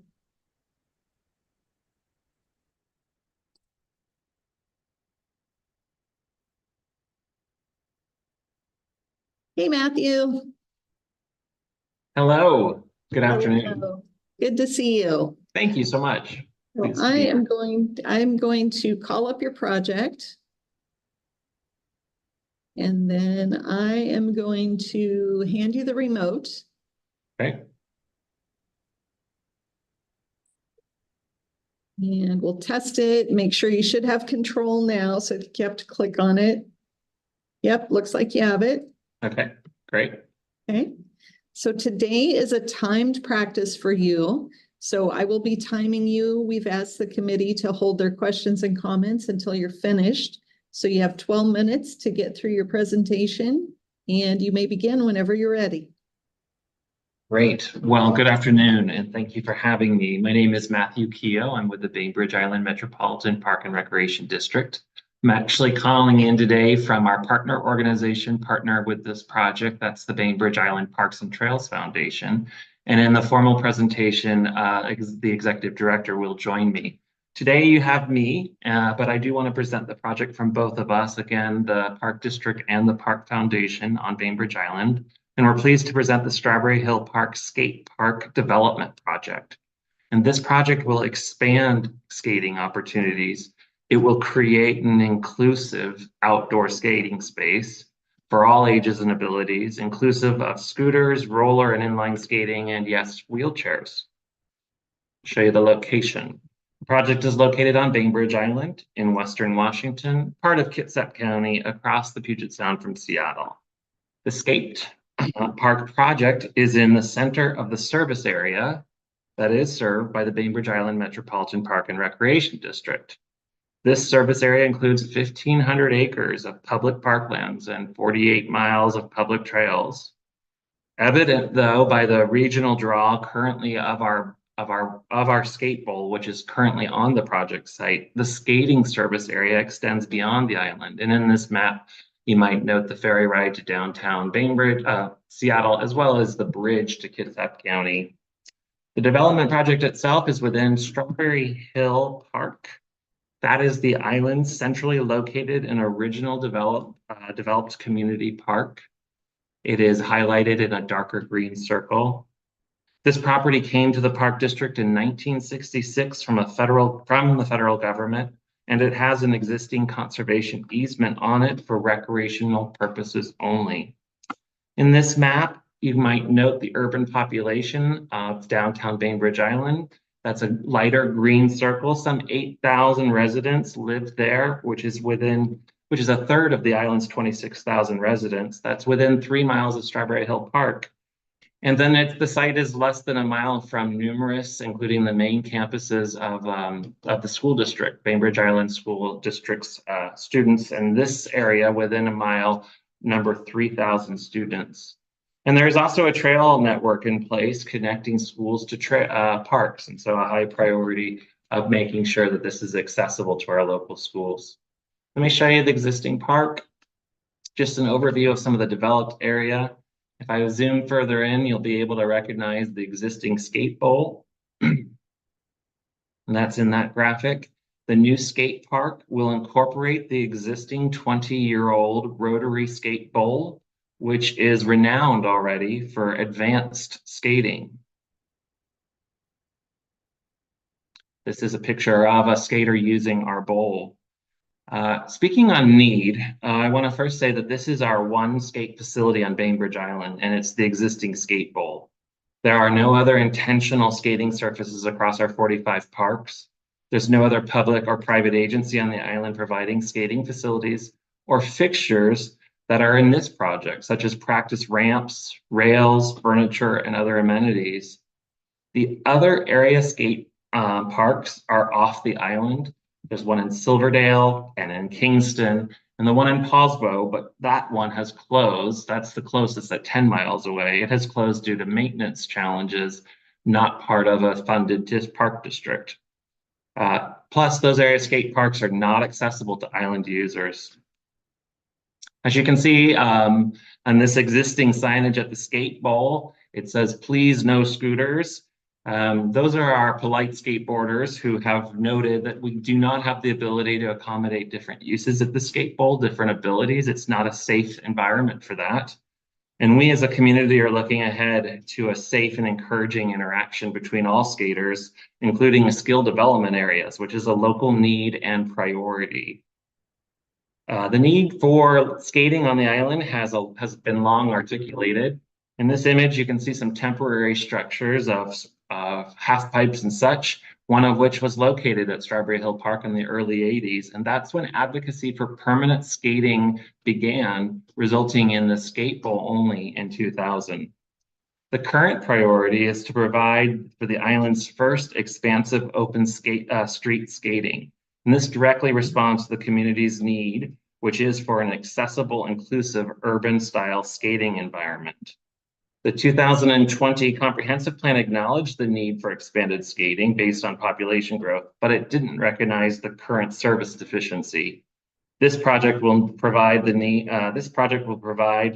and give us a base service level going forward.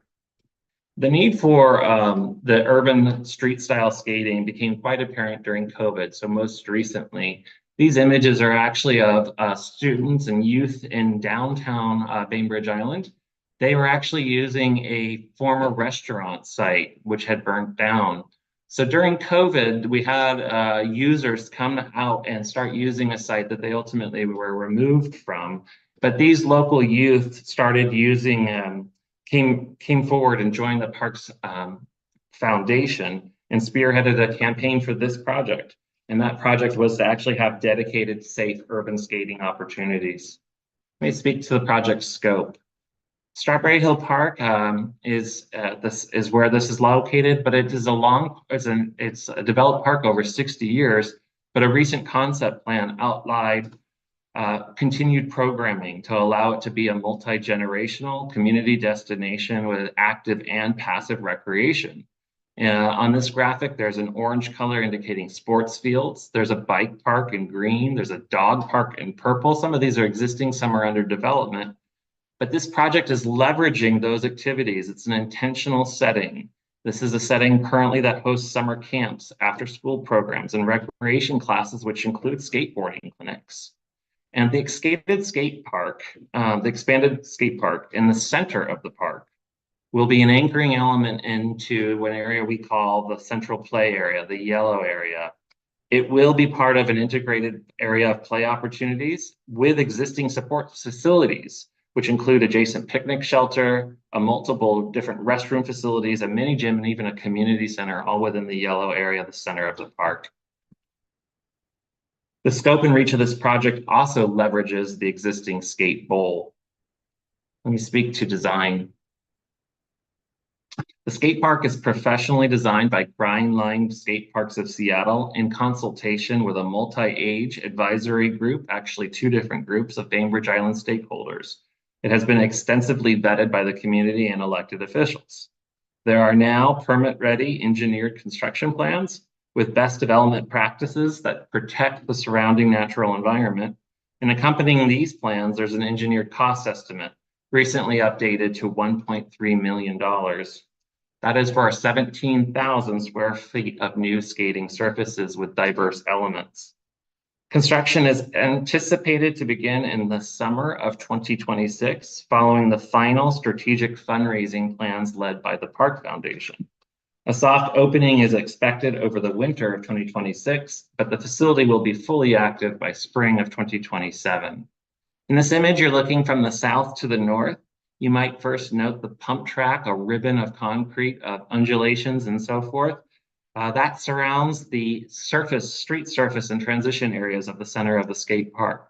You might note that there's a picnic shelter shown on the far right. That's an existing picnic shelter. So this is about integrating the site to existing amenities.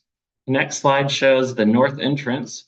And here, please note the accessible path to the skate park. You can also see the adjoining skate bowl that is existing, but now enhanced with new surfaces. Other features I'd like to speak about is transition spaces around the skating areas, changing speeds and so forth. Here you can see rails and artistic elements, and they include the metal rod, which represents the orca's dorsal fin. These came from the community as design elements. Also speaking about community, this is Strawberry Hill Park. So adjacent to the rain garden that's integrated, you can see a bump out of a strawberry. That is just another way of artistic integration that has happened from the local community. It's likewise a platform element, which actually looks a little bit like a ferry boat. There are many elements in this project. It's a comprehensive responsive design. You might note things like quarter pipes that extend the surface of the core of the existing skate bowl on the bottom of this graphic. There's extensions to even the half pipe. So it's really about trying to make the most of the opportunity. Project engagement. The project came from the community over decades as reference, but the design and development became the official project and an agreement was in place in 2021 that we had a community backing for this project. 2 public advisory committees formed, including local school-age children, to advise the project design. The project plan also advanced through multiple interactive meetings, public meetings and surveys. It reached a design consensus, it's quite a meeting, and a unanimous approval by our elected Park District Board in the summer of 2022. In sustainability, while these historic pictures show past use, Strawberry Hill Park is now known for its celebrated healthy forest management, which incorporates local recreation, though, and careful management within the recreational elements. It blends ecology, social, and economic benefits. In fact, 2 newly donated properties came to this park, doubling its size. And it was in a large part to protect the sense of a retreat into a now protected wooded setting of the park. A little more current picture, the drone image on the left, it starts to identify just how developed the site is, and the skate park itself. An ecological benefit is that it is going into an area that is already disturbed. The mobilization and construction does not require any raw land conversion. There is no required mitigation after having done a preliminary permit review. And we are including best management practices, including holding cells underneath the skating surface for stormwater sheet flow. So ecologically, it's well integrated and thought through in that regard. It's of note in the drone image, there is grass areas in the middle of our parking area. I thought I'd point out that one of those is actually the remaining missile cavern where they used to have Nike missiles, but we now use as a water cistern. We gather water from the parking area and use it for irrigation. The park maintains historic features like that and has programs to grow social opportunities and cultural learning, as I referenced the community center, but also adjacent to it, the Filipino American Community Hall. There is a long history of coordinated shared parking and other cultural events at this site. There is a history of coordination in place, and it's been a community gathering place for decades. Please note that it's also a very active program managed space. It provides for recreation that ranges from senior classes in the adjacent mini gym to a dog park, as I referenced out in the trees on the right. Economic factors, the size, scale, and location of this new facility will bring economic benefit in the form of visitors, particularly as a competition venue. The design itself includes dual purpose elements such as benches that are skatable day to day, but also seating spaces for spectators and referees and safety professionals, all designed in. Community-based organizations have a proven record here, including financial gap funding for projects like this, and that aids in the economic sustainability and maintaining the high quality of our facilities, drawing visitors and giving community pride. On cost efficiencies, the Parks and Trails Foundation is the Park District's primary partner, and through their work, they're leveraging and generating community participation, including the youth services on the island. Project agreement is in place, as referenced, committing to a $1.3 million community investment. The members of the project committees, organized and facilitated by the foundation, are now committed ambassadors and building excitement in our community, as does this request for $650,000 from the Land and Water Conservation Fund. That will help establish base funding as part of the quiet foundational fundraising phase that we are in now. The foundation, however, is prepared this year to provide letters of commitment covering the required match for the project. Finally, the project will be completed in a single phase. You're seeing the possibility of breaking it down into different elements on this graphic, but those are largely part of the fundraising strategy. We know that there's a cost efficiency in a single mobilization, which is our intent to wait till 2026, and to reach ideally at one time the intended diverse participation at the opening. We will welcome all to experience the first skating park in Bainbridge Island and for our users, and we appreciate your attention today.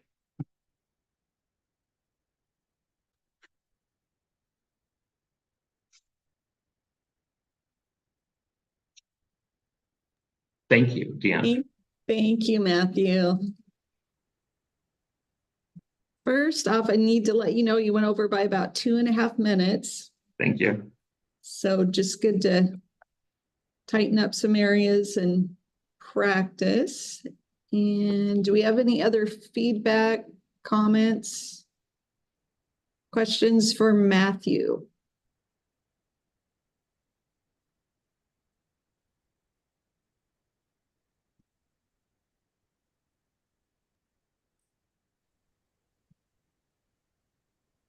Kevin? Yeah, so I was hoping someone else would go first so I could organize my thoughts.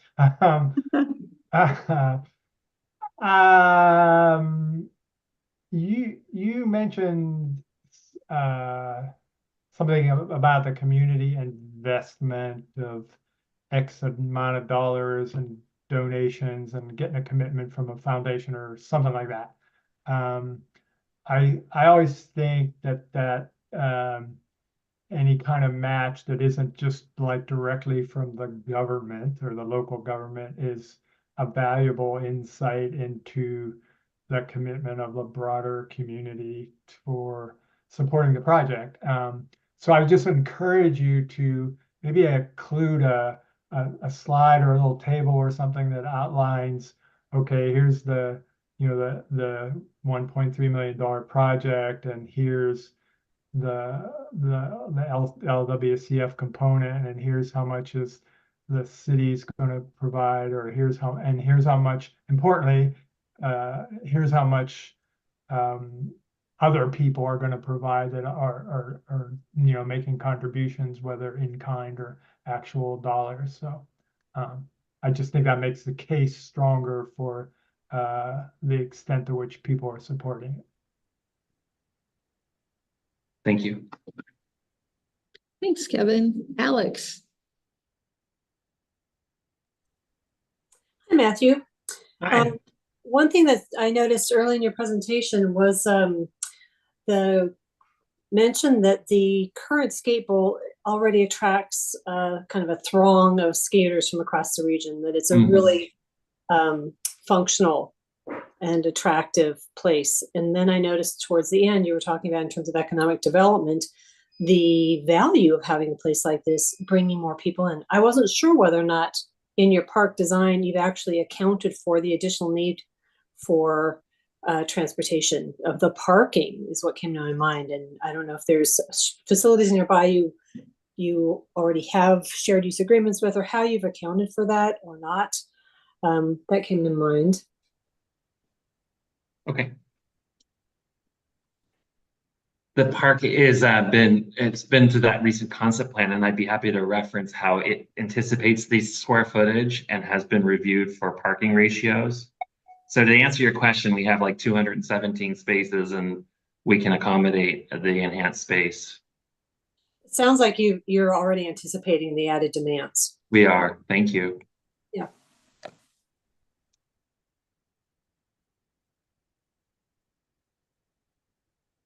Other comments or questions for Matthew?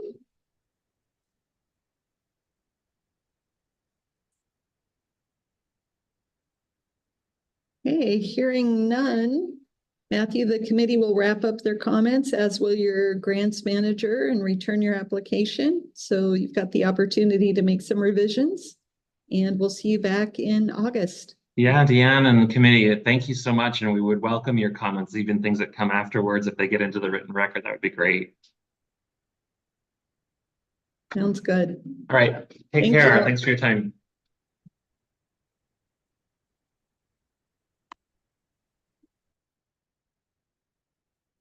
Well, that was our last presentation, so I'm going to close the recorded portion of this meeting. So it's the end of day one of Land and Water Conservation Fund Technical Review. We'll be back again tomorrow, starting at 9 a.m. And you can visit our website at rco.wa.gov for more information. And thanks for joining us.